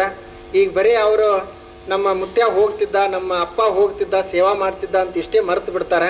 ಕೊನೆಗೆ ಒಂದು ಆಧಾರ್ ಕಾರ್ಡ್ ಇರಲಿಲ್ಲ ಅವ್ರ ಮನೆಯೊಳಗೆ, ಕೊನೆಗೆ ಅವ್ರು ಹುಡುಕಾಡೊಳಗೆ ಸಿಗ್ತದ ಅವ್ರದ್ದು. ಅದಕ್ಕಾಗಿ ನೀವೆಲ್ಲರೂ ರಿಜಿಸ್ಟ್ರೇಷನ್ ಮಾಡಿಸ್ಬೇಕು. ಈ ವರ್ಷ ಕೊನೆಯ ಪಕ್ಷ 1000 ಜನರೇ ನಾವು ಗುರು ಸೇವಕರನ್ನಾಗಿ ಮಾಡಬೇಕು. ಅದನ್ನು ನಾವೆಲ್ಲರೂ ಮಾಡೋದದ. ಈಗಾಗಲೇ ಎಲ್ಲ ಕೆಲವರು ಹೆಸರನ್ನು ಕೊಡ್ತಾ ಇದ್ದಾರೆ. ಇನ್ನು ಸ್ವಲ್ಪ ದಿವಸಗಳು ಉಳಿದಿರುವುದರಿಂದ ತಾವೆಲ್ಲ ನಾಳಿಂದ ಅಲ್ಲಿ ಬುಕ್ ಸ್ಟಾಲ್ದಲ್ಲಿ ಅಥವಾ ಇಲ್ಲಿ ಒಬ್ಬರಿಗೆ ಯಾರಿಗಾರ ಹೇಳ್ತದ ಅವ್ರ ಕಡೆಯಲ್ಲಿ ನೀವೆಲ್ಲರೂ ಅದನ್ನು ಹೆಸರು ಕೊಡಬೇಕು. ಮತ್ತು ಉಳಿದಂತೆ ಯಾವ್ಯಾವ ಸೇವಾ ಮಾಡುವುದದ ಆ ಎಲ್ಲ ಸೇವೆಯನ್ನು ತಾವು ಮಾಡಬೇಕು. ಶ್ರೀ ಗುರು ಮಲ್ಲಿಕಾರ್ಜುನ ಮಹಾಶಿವಯೋಗಿಗಳಿಗೂ ಸಿದ್ದೇಶ್ವರ ಮಹಾಸ್ವಾಮಿಗಳಿಗೆ ವಂದಿಸಿ, ಉಪಸ್ಥಿತರಾಗಿರುವ ಅಧ್ಯಕ್ಷರಾದ ಬಸವಲಿಂಗ ಮಹಾಸ್ವಾಮಿಗಳಿಗೂ, ಅಮೃತಾನಂದ ಸ್ವಾಮಿಗಳಿಗೂ, ಹಾಗೂ ಡಾಕ್ಟರ್ ಸಿದ್ಧಾನಂದ ಸ್ವಾಮಿಗಳಿಗೂ, ಹಾಗೂ ಹರ್ಷಾನಂದ ಮಹಾಸ್ವಾಮಿಗಳು ವಂದಿಸಿ, ಕಮಿಟಿಯವರಿಗೆ ವಂದಿಸಿ ನಿಮಗೆಲ್ಲ ಶರಣಾರ್ಥಿಗಳು. ಇಲ್ಲಿವರೆಗೆ ಮಾತನಾಡಿದ ಮಾತುಗಳು ಬಹಳ ಹೃದಯ, ಬಹಳ ಪ್ರೇಮದಿಂದ ಕೂಡಿದಂಥವು. ಈ ಕಮಿಟಿ ಕಾರ್ಯಕ್ರಮ ಸಂಬಂಧ ಕಮಿಟಿ ಕುಡಿದು ಸುಮ್ಮನೆ ನಿಮಿತ್ತವಾಗಿ ವರ್ಷ ಮಾಡ್ದಂಗೆ ಮಾಡೋಣ ಅಂತ ತಿಳ್ಕೊಂಡು, ನಿಮಗೆ ಯಾರು ಕಲಿಸ್ಬೇಕಾಗಿಲ್ಲ. ಎಲ್ಲರೂ ಹೇಳ್ತಾರೆ ನಾನೆಲ್ಲ ಮಾಡ್ತೀವಿ, ಅಲ್ಲಿ ನಿಂತು ಮಾತಾಡೋದು ಅವಶ್ಯಕತೆ ಇಲ್ಲ ಅಂತ ನೀವೆಲ್ಲರೂ ಈಗಾಗಲೇ ಹೇಳಿಬಿಟ್ಟಿರಿ. ಇದು ಶಿವಯೋಗಿ ಮಲ್ಲಿಕಾರ್ಜುನ ಮಹಾಶಿವಯೋಗಿಗಳ ಪ್ರೇರಣಾ ಇದೆ. ಆ ರೀತಿಯಾಗಿ ಅತ್ಯಂತ ಶಿಸ್ತು ವ್ಯವಸ್ಥಿತವಾದಂಥ ಯಾತ್ರಾ ಇದು. ಇಲ್ಲಿ ಯಾವ ಅಶಿಸ್ತು ಅನ್ನೋದೇ ಇಲ್ಲ. ಯಾರಿಗೆ ಹೇಳಿಸ್ಕೊಳ್ಬೇಕಾಗಿಲ್ಲ. ನನಗೆ ಬಹಳ ಪರಿಚಯ ಅಂದರೆ ಏನು ಸ್ವಯಂ ಸೇವಕ ಹುಡುಗರು ಬಂದು 500-700 ಹುಡುಗರು ಕೆಲಸ ಮಾಡ್ತಾರೆ. ಭಾಳ ಅದ್ಭುತವಾದ ಕೆಲಸ ಈ ಎಲ್ಲ ಕಾರ್ಯಕ್ರಮಗಳು. ಆ ರೀತಿಯಾಗಿ ಈ ಜಾತ್ರೆ, ಇಷ್ಟು ಶಿಸ್ತಿನ ಜಾತ್ರೆ ಕರ್ನಾಟಕದಲ್ಲಿ ಯಾವ ಮಠಗಳಲ್ಲೇ ನಡೀಲಿಕ್ಕಿಲ್ಲ ಅಂತ ನನ್ನ ಅನುಭವ. ಇಂಥ ಮಲ್ಲಿಕಾರ್ಜುನ ಶಿವಗಳ ಬಗ್ಗೆ ಎಲ್ಲ ಸ್ವಾಮಿಗಳು ಎಷ್ಟು ಚೆನ್ನಾಗಿ ಮಾಡಿರ್ತಾರೆ. ಅಮೃತಾನಂದಂತೂ ಪೂರ್ತಿ ಸಿದ್ದೇಶ್ವರ ಸ್ವಾಮಿಗಳ ಕೃಪೆಯನ್ನು ಪಡೆದವರು ಅಂತ ನನಗೆ ಅನ್ನಿಸ್ತದೆ. ಎಲ್ಲಿ ನೋಡಿದ್ರೆ ಅವರಂತೆ ಮುಂಜಾನೆ ಪ್ರವಚನ ನಡೆಸೋದಂತ ನೀವು ಸಣ್ಣ ಮಾತ, ಬಹಳ ಒಂದು ಕಟಾಕ್ಷಕ್ಕೆ ಪಾತ್ರದಂಥವ್ರು. ಹಾಗೆ ಎಲ್ಲರೂ ಒಳ್ಳೆ ಪ್ರವಚನಕಾರರು. ಹರ್ಷಾನಂದರು ಎಷ್ಟು ಚೆನ್ನಾಗಿ ಮಾತನಾಡ್ತಾ ಇದ್ದಾರೆ. ಇವ್ರು ಯಾರೋ ಹಾಗೆ ನೋಡೋರು ಮಲ್ಲಿಕಾರ್ಜುನ ಸ್ವಾಮಿ ನೋಡಿದವರೇ ಅಲ್ಲ. ಆದ್ರೆ ನನಗೆ ಹಿಂಗೆ ಅನಿಸ್ತದೆ, ನನಗಿಂತ ಹೆಚ್ಚಿನ ಎಷ್ಟು ಅನುಭವ ಇವ್ರ ಹತ್ರ, ನಾನೇ ಎಷ್ಟು ಜ್ಞಾನ ಶೂನ್ಯ ನನಗೆ ಅನಿಸ್ತದೆ. ಹಾಗೆ ಮಲ್ಲಿಕಾರ್ಜುನ ಶಿವಗಳ ಜೊತೆಯಲ್ಲಿ 14 ವರ್ಷಗಳ ಕಾಲ ಇದ್ದಿದ್ದೇ ನನ್ನ ಭಾಗ್ಯ ಅಂತ ನಾನು ಭಾವಿಸ್ತೀನಿ. ಬಸವಣ್ಣವರಿಗೆ ಬಹಳ ಪ್ರೀತಿಯವರು ಯಾರು ಕಲ್ಯಾಣದಲ್ಲಿ? ಹರಳಯ್ಯ. ಯಾಕೆ ಚರ್ಮವನ್ನು ಸುಳಿದು ಕೊಟ್ಟ ಅವನೇ ಜಗತ್ತಿನ ಮೊಟ್ಟ ಮೊದಲೇ ಹುತಾತ್ಮ ಅಂದ್ರೆ ಹರಳಯ್ಯ.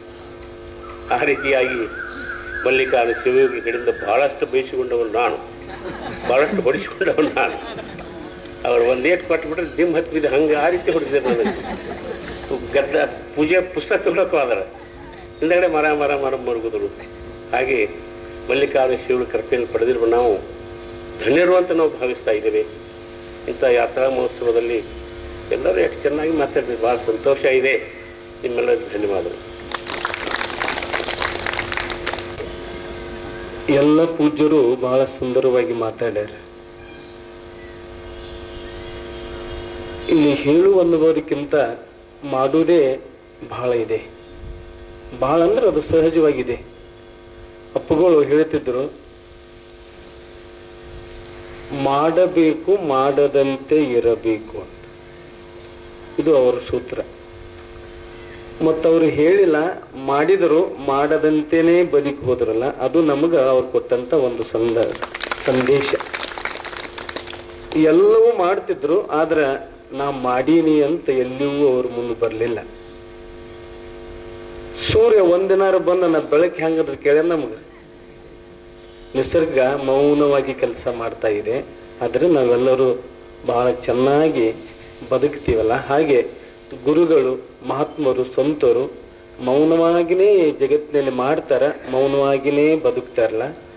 ಅಂತ ಮಾಡದೇ ಇರುವಂತ ಉಭಯ ಪೂಜ್ಯರು ಮಲ್ಲಿಕಾರ್ಜುನ ಮಹಾಶಿವಗಳು, ಪೂಜ್ಯ ಸಿದ್ದೇಶ್ವರ ಅಪ್ಪಾಜಿಯವರ ಒಂದು ತಪಸ್ಸಿನ ಕೊಡುಗೆ ಇವತ್ತು ಈ ಜ್ಞಾನ ಯೋಗಾಶ್ರಮ.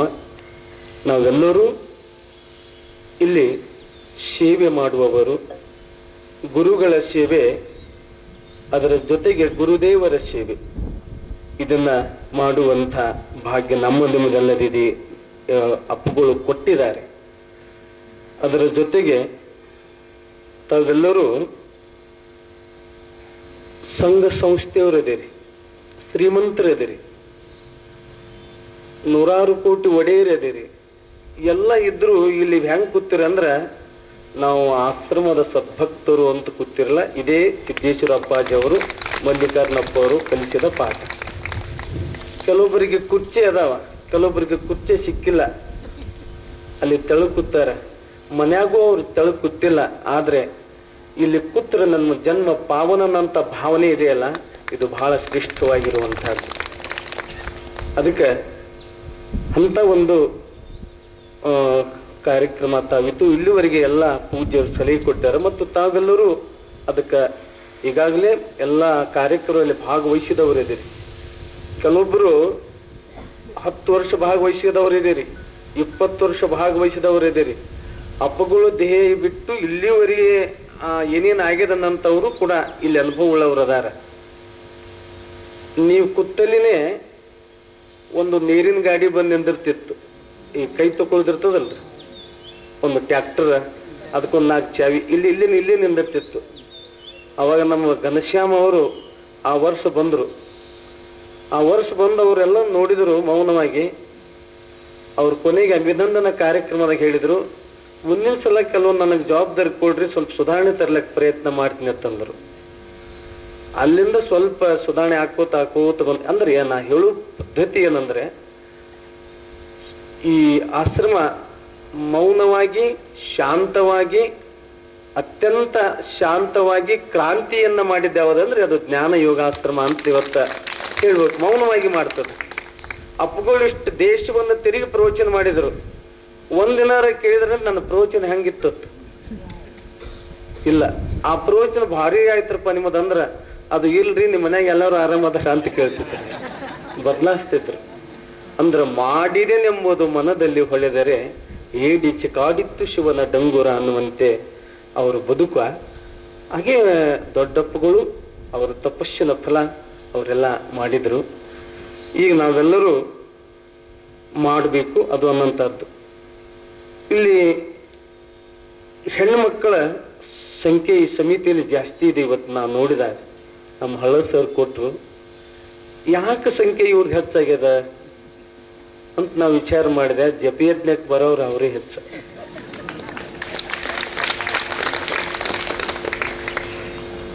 ಜಪಯಜ್ಞಕ್ಕೆ ಜಾಸ್ತಿ ಬರೋರು ಅವರೇ. ನಮ್ಮ ಗಂಡ್ಮಕ್ಳು ಬರಂಗಿಲ್ಲ, ಮತ್ತೆ ನೀವು ಸಿಟ್ಟಿಗೆ ಬಂದಿರಿ. ಅವ್ರು ನೋಡಾಕ್ ಬರ್ತೀರಿ ನೀವು, ಜಪಯಜ್ಞ ಮಾಡಾಕತ್ತಿದ್ ನೋಡಾಕ. ಅದಕ್ಕೆ ಸಂಖ್ಯೆ ಜಾಸ್ತಿ ಇದೆ. ಅವರೆಲ್ಲ ಅಡಿಗೆ ಮನೆಯಲ್ಲಿ ಅಥವಾ ಎಲ್ಲೇ ಏನೇ ಬಂದರೂ ಅವ್ರು ಸದಾ ಸಿದ್ಧರದಾರ. ತಾವು ಸದಾ ಸಿದ್ಧರದಿರಿ. ಈಗ ನಮ್ಮ ಕುಮಟಿಗೆ ಸರ್ ಯಾರೋ ಸ್ವಾಮಿಗಳು ಹೇಳಿದ್ರು, ನಿಮ್ಮ ಮೊಮ್ಮಕ್ಕಳನ್ನ ಕರ್ಕೊಂಬರ್ರಿ. ಎದಕ್ರಿ? ಜಪಯಜ್ಞಕ್ಕೆ ಅವ್ರಿಗೆ ರೂಢಿ ಆಗ್ಲಿ ಅನ್ನಂಥದ್ದು ಒಳ್ಳೆ ಸಂದೇಶ, ಒಳ್ಳೆ ಸಲಹೆ. ಮೊನ್ನೆ ನಮ್ಮ ಬೇಸಿಗೆಯಾಗಿ ಶಿಬಿರ ಮಾಡಿದೆ ಮಕ್ಕಳಿಗೆ. ನೀವು ಎದ್ದು ತಾಯಿ ತಂದೆಗೆ ನಮಸ್ಕಾರ ಮಾಡಿ ಬರೋರು ಎಷ್ಟು ಮಂದಿ ಅಂದಾರ ಕೈ ಎತ್ತಂದೆ. ಒಂದು 100 ಮಕ್ಕಳಿದ್ದು, ಅದರ ಒಂದು 10 ಹುಡುಗರು ಕೈ ಎತ್ತಿದ್ದು, ಉಳ್ಕಾದ ಸುಮ್ ಕೂತಿದ್ದು. ನೀವ್ಯಾಕೆ ಸುಮ್ ಕೂತಿರಿ ಅಂದೆ. ಅವ್ರ ಮನ್ಯಾಗ ಇನ್ನ ಎದ್ದಿರ ಅಂದ್ರೆ ಯಾರಿಗೂ ನಮಸ್ಕಾರ ಮಾಡಿದ್ರು.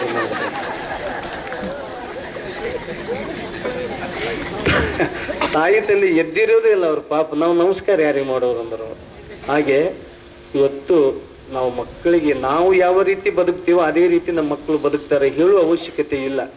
ಅಪ್ಪಗಳು ಹೇಳಿಲ್ಲ, ಮಾಡಿ ತೋರಿಸಿದ್ರು. ಆದ್ರಿಂದ ಜನ ಅವ್ರ ಬೆನ್ನ ಹತ್ತು ಅವರ ಮಾತಿಗೆ ಅಷ್ಟು ಬೆಲೆ ಬರ್ತಲ್ಲ. ಅದಕ್ಕೆ ನಾವು ಮೊದಲು ಎದ್ದು ನಮ್ಮ ಮನೆಯಲ್ಲಿ ಮಕ್ಕಳನ್ನ ಎಬ್ಬಿಸಿ ಅವ್ರಿಗೆ ಇದು ಮಾಡಿಬಿಟ್ಟೇವಂದ್ರೆ ಅವ್ರಿಗೆ ಸಂಸ್ಕಾರ ಆಗ್ತದ. ತಾವೆಲ್ಲರೂ ಕರ್ಕೊಂಡು ಬರಬೇಕು. ನಮ್ಮ ವಸತಿಗೆ ಸಂಖ್ಯೆ ಕಡಿಮೆ ಬರ್ಲಿಕ್ಕೆ ಹತ್ತದಂತ ಸಾಮಾನ್ಯ ಈಗ ಇದೆ. ವ್ಯವಸ್ಥೆಗಳನ್ನ ನಾವು ಭಾಳ ಮಾಡ್ತೀವಿ. ಈಗ ಅವಾಗ ವಸತಿಗೆ ಭಾಳ ಬರ್ತಿದ್ರು. ವಾಸ್ತವ್ಯದ ವ್ಯವಸ್ಥೆ ಇರಲಿಲ್ಲ. ಇತ್ತಿತ್ತಲಾಗಿ ಒಂದು 5, 4, 8 ವರ್ಷದಲ್ಲಿ ನಮ್ಮ ಬಸವೇಶ್ವರ ಭವನ ಇದೆ, ಲಿಂಗಾಯತ ಭವನ, ವೀರಶೈವ ಲಿಂಗಾಯತ ಭವನ, ರಾಣಿ ಚೆನ್ನಮ್ಮ, ಇವು ಸಮೀಪ. APMC ಸಿದ್ದೇಶ್ವರ ಸಂಸ್ಥೆಗಳು ದೂರಿದ್ದು ಇಲ್ಲೇ ಸಮೀಪ ಆಗಿದಾವ ಬಹಳ. ಇನ್ನೂ ಅನೇಕ ಸಂಸ್ಥೆಗಳು ಹುಟ್ಟು ಹಾಕುತ್ತಾವ.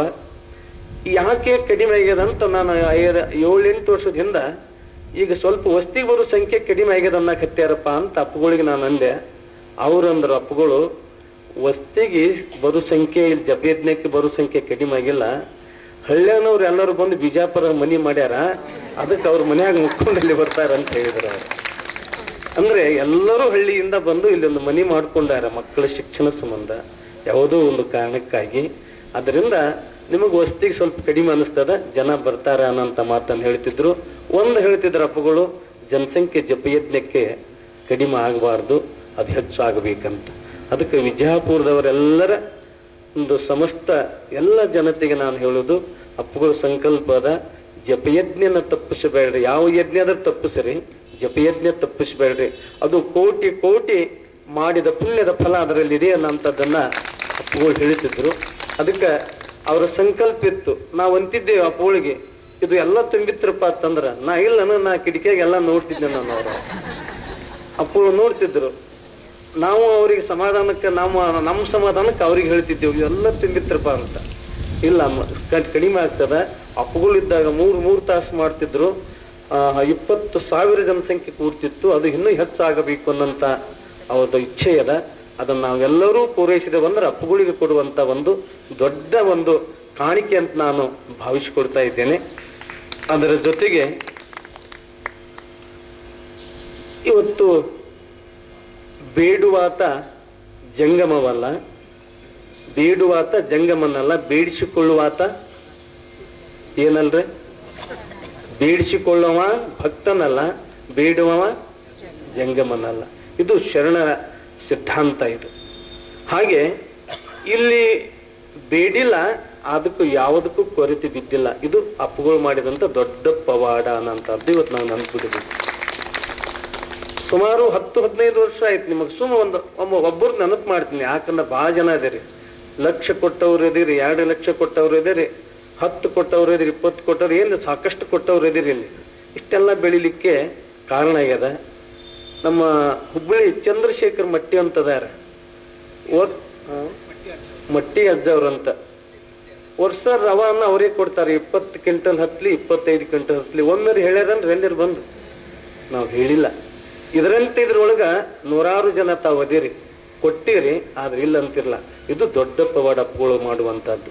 ಅದಕ್ಕೆ ಅಪ್ಪಗಳು ಅವ್ರಿಗೆ, ಮಟ್ಟಿ ಅವರಿಗೆ ಅವ್ರು ನನಗೆ ಫೋನ್ ಮಾಡ್ತಾರ, ಈ ಸಲ ಎಷ್ಟು ಕಳಿಸ್ಬೇಕು ಹೇಳ್ರಿ, ಎಂದದ್ ಹೇಳ್ರಿ ಅಂತ ನಮಗ್ ಫೋನ್ ಮಾಡ್ತಾರ. ಅಂದ್ರೆ ಅಪ್ಪಗಳು ಎಂಥವ್ರನ್ನ ತಯಾರು ಮಾಡ್ಯಾರ ಅಂದ್ರೆ ಶ್ರೀಮಂತರನ್ನು ತಯಾರು ಮಾಡ್ಯಾರ, ಹೃದಯವಂತರನ್ನು ತಯಾರು ಮಾಡ್ಯಾರ. ದಾನಿಗಳನ್ನ ಕೊಡಬೇಕು ಅನ್ನೋಂಥ ಮನೋಭಾವನೆಯನ್ನ ಎಂದೂ ಅವ್ರು ಕೊಡ್ಬೇಕು ಅನ್ನೋಂಥದ್ದು ಬೇಡಲಿಲ್ಲ. ಆದ್ರೆ ನಾವು ಇಟ್ಕೋಬೇಕಂತ ಯಾರಲ್ಲಿ ಇಚ್ಛಾ ಬರಲಿಲ್ಲ ನಿಮ್ಮಲ್ಲಿ. ಆದ್ರಿಂದ ಆಶ್ರಮ ಇವತ್ತ ಬಹಳ ಸುಂದರವಾಗಿ ನಡೆದಿದೆ. ಅದಕ್ಕೆ ತಾವೆಲ್ಲರೂ ಆ ಕಾರ್ಯಕ್ರಮಕ್ಕೆ ಸಾಕ್ಷಿ ಆಗ್ತೀರಿ. ಈ ಕಾರ್ಯಕ್ರಮಕ್ಕೆ ಇವತ್ತು ಬಂದು ತಾವೆಲ್ಲರೂ ಅದಕ್ಕೆ ತಮ್ಮ ಸಲಹೆ ಸೂಚನೆ ಕೊಟ್ಟಿದೆ, ಬಹಳ ಸಂತೋಷ. ಮತ್ತು ಇದಕ್ಕೆಲ್ಲ ಸಾಕ್ಷಿ ಏನಪ್ಪಾ ಅಂದ್ರ ಅಪ್ಪಗಳು ನಿಮ್ಮನ್ನು ನೋಡ್ತಾರೆ. ಇವತ್ತು ನಾ ಇದ್ದಾಗ ಯಾರು ಬರ್ತಿದ್ರು, ಈಗ ಯಾರ್ಯಾರು ಬರಂಗ. ಅವ್ರು ಅವಾಗ ದೇಹ ಇತ್ತು ನೋಡ್ತಿದ್ರು, ಈಗ ಸೂಕ್ಷ್ಮ ದೇಹದಿಂದ ನೋಡ್ತಾರ ಅನ್ನೋಂಥದ್ದು ಇವತ್ತು ನಾವು ತಿಳ್ಕೋಬೇಕಾಗಿದೆ. ಬರುವ ಇದೇ 21ಕ್ಕೆ ಯೋಗ, ವಿಶ್ವ ಯೋಗ ದಿನಾಚರಣೆ ಇದೆ. ಈಗಾಗಲೇ 12ನೇ ತಾರೀಕಿಗೆ ಇಲ್ಲಿ ಒಂದು 100 ಜನ ಬಂದು ಭಾಗವಹಿಸ್ತಾರೆ. ಅವತ್ತಾದರೂ ಕೂಡ ತಾವು ಹೆಚ್ಚಿನ ಸಂಖ್ಯೆಯಲ್ಲಿ ಬಂದು ಆ ಯೋಗದಲ್ಲಿ ಪಾಲ್ಗೊಂಡು ನಮ್ಮ ದೇಶದ ಒಂದು ಅತ್ಯಂತ ಹೆಮ್ಮೆಯ ದಿನ ಅದು. ಮತ್ತು ಅದರಲ್ಲಿ ಆ ಯೋಗವನ್ನ ಕಂಡು ಹಿಡಿದಂಥ ಋಷಿಗಳು ಭಾರತದವರು ಇವತ್ತು ಇಡೀ ಪ್ರಪಂಚದ ಜಗತ್ತಿನ ತುಂಬ ಮಾಡ್ತಾರಂದ್ರೆ ಅದು ನಮ್ಮೆಲ್ಲರಿಗೆ ಹೆಮ್ಮೆ. ಅದು ನಾವೆಲ್ಲರೂ ಮಾಡೋಣ ಅಂತ ಮಾತನ್ನು ಹೇಳುತ್ತಾ ನಮ್ಮ ಪ್ರಸಾದದ ಸಮಯ ಮಹಾದೇವಪ್ಪ ಅವ್ರು ಹೇಳಿದರು, ಅದೊಂದು ದೊಡ್ಡ ಸಮಸ್ಯೆ. ನಾವು ಅವರು ಮಾಡೋವ್ರದ್ದು ನೀಡೋವ್ರದ್ದು ಸಮಸ್ಯೆ ಇದೆ. ಮತ್ತು ಕೆಲವೊಬ್ಬರ ಥರ ಅವತ್ತು ನಾವು ಏನ್ರಿ ನಾವು ಸ್ವಲ್ಪ ಅಡಚಣೆ ಇರ್ತಾವ, ಅವತ್ತನ್ನ ಬಂದು ಪ್ರಸಾದ ಮಾಡಿ ಹಾದೇವು ಅಂದ್ರೆ ನಮ್ಮ ಮುಂದೆ ಪ್ರಸಾದದ ಒಂದು ವರ್ಷದ ತುಂಬ ನಾವು ಪ್ರಸಾದದ ಚಿಂತಿಲ್ರಪ್ಪಗಳು ನಮಗೆ ಹಂಗೆ ಹಾಕದ ಆಶೀರ್ವಾದ ಇದು ಅಂತ ಅವರಲ್ಲಿ ಭಾವನೆ ಇದೆ. ಅದಕ್ಕಿದು ಅಪ್ಪಗಳಿದ್ದಾಗ ಚಿಂತನೆ ಆಗ್ಯದ, ಈಗೂ ನಡೆದದ. ಅದಕ್ಕೆ ತಾವೇ ಎಲ್ಲರೂ ಆದಷ್ಟು ಅಪ್ಪಗಳು ಹೇಳ್ಯಾರಂತ ತಿಳ್ಕೊಳ್ರಿ. 9 ಗಂಟೆ ಅನ್ನೋಟ್ಲಿ ಇಲ್ಲಿ ಪ್ರಸಾದ ಮಾಡುವಂಗ ತಾವು ಬಂದ್ರೆ ನಂಗೆ ಬಹಳ ಸಂತೋಷ ಆಗ್ತದನ್ನಂತ ವಿಚಾರವನ್ನು ಹೇಳ್ತೀನಿ. ಇಲ್ಲಿ 8 ಗಂಟೆಗೆ ನಾವು ಮುಗಿಸ್ಬೇಕು. ಮುಂದೆ 9 ಗಂಟೆಗೆ ಅವರು ಇಲ್ಲಿ ಏನೂ ಇರಂಗಿಲ್ಲ, ಬಂದು ಅವ್ರು ಸಾರು ಕುಡ್ಕೋತ ಕುಂದಿರ್ತಾರ, ಒಂದು ರೊಟ್ಟಿ ತುಣುಕಿದ್ರು ಕೊಡ್ರಿ ಅಂತಾರ. ಈ ಎಲ್ಲವನ್ನು ನೋಡಿದಾಗ ನಮ್ಮ ಸಮಿತಿಯವರು ಇನ್ನೊಂದು ಸ್ವಲ್ಪ ಏನಾರು ಮಾಡೋಣ ಅಂತೇಳಿ ಮಾಡ್ಬೇಕಾದಂಥದ್ದು. ಅವ್ರು ಬಂದು ಎಂಥವ್ರು ಕೇಳ್ತಾರೆ ಅಂದ್ರೆ ಅವತ್ತನ್ನ ನಾವು ಪ್ರಸಾದ ಕೊಟ್ಟೇವೆ, ಅವ್ರದ್ದೇನು ಪ್ರಸಾದ ಹಿಂಗುದಿಲ್ಲ. ಆದ್ರೆ ಬಂದು ಒಂದು ಸ್ವಲ್ಪ ಸಾರು ಕುಡಿದು ಇಲ್ಲಿರೋದು ಏನಾದ್ರೂ ತಗೊಂಡು ಹೋದೇವು ಅಂದ್ರೆ 1 ವರ್ಷದ ತುಂಬ ನಮ್ಮ ಮನಸ್ಸು ಪ್ರಸನ್ನವಾಗಿರ್ತದ. ಯಾರ ಪ್ರಸಾದ ತಗೊಂಡ್ರೆ ಅದು ಅವರ ಮನಸ್ಸು ಪ್ರಸನ್ನತೆ ಇರ್ತದ ಅಂತ ಒಂದು ಮನೋಭಾವನೆ ನಮ್ಮ ಜನರಲ್ಲಿದೆ. ಅದಕ್ಕೆ ನಾವು ಈ 2ನೇ ತಾರೀಕಿಗೆ ನಮ್ಮ ಕಾರ್ಯಕ್ರಮ ಅಪ್ಪುವುದು ನಾವು ಕ್ಯಾಶೆಟ್ ಪ್ರವಚನ ಕೇಳ್ತೀವಲ್ಲ, ಇದರಲ್ಲಿ ಮತ್ತೊಮ್ಮೆ ನಾವು ಸೂಕ್ತ ವಿಚಾರ ಮಾಡಿ ಸಮಯವನ್ನು ನಿಗದಿಪಡಿಸೋಣ. ಯಾಕಂತಂದ್ರೆ ಜನರ ಭಾವನೆಗೂ ನಾವು ಧಕ್ಕೆ ತರುವಂತದ್ದಾಗಬಾರ್ದು. ಒಂದಿಷ್ಟು ನೋಡಿಕೊಂಡು ನಿರ್ಣಯಿಸೋಣ ಅನ್ನೋಂಥ ಮಾತನ್ನ ಹೇಳಿ ಮತ್ತೆ ಹೇಳ್ತೀವಿ, ಎಲ್ಲರೂ ನೀವು ಕೂಡ್ತೀರಿ. 8 ಬಹಳ ಯೋಗ್ಯವಾದಂತಹದ್ದು. ಮನೆಯಲ್ಲಿ ನೀವೆಲ್ಲರೂ ಎಷ್ಟಕ್ಕೆ ಮಾಡ್ತೀರಿ? 8ರಿಂದ 9 ಮಾಡ್ತೀರಿ.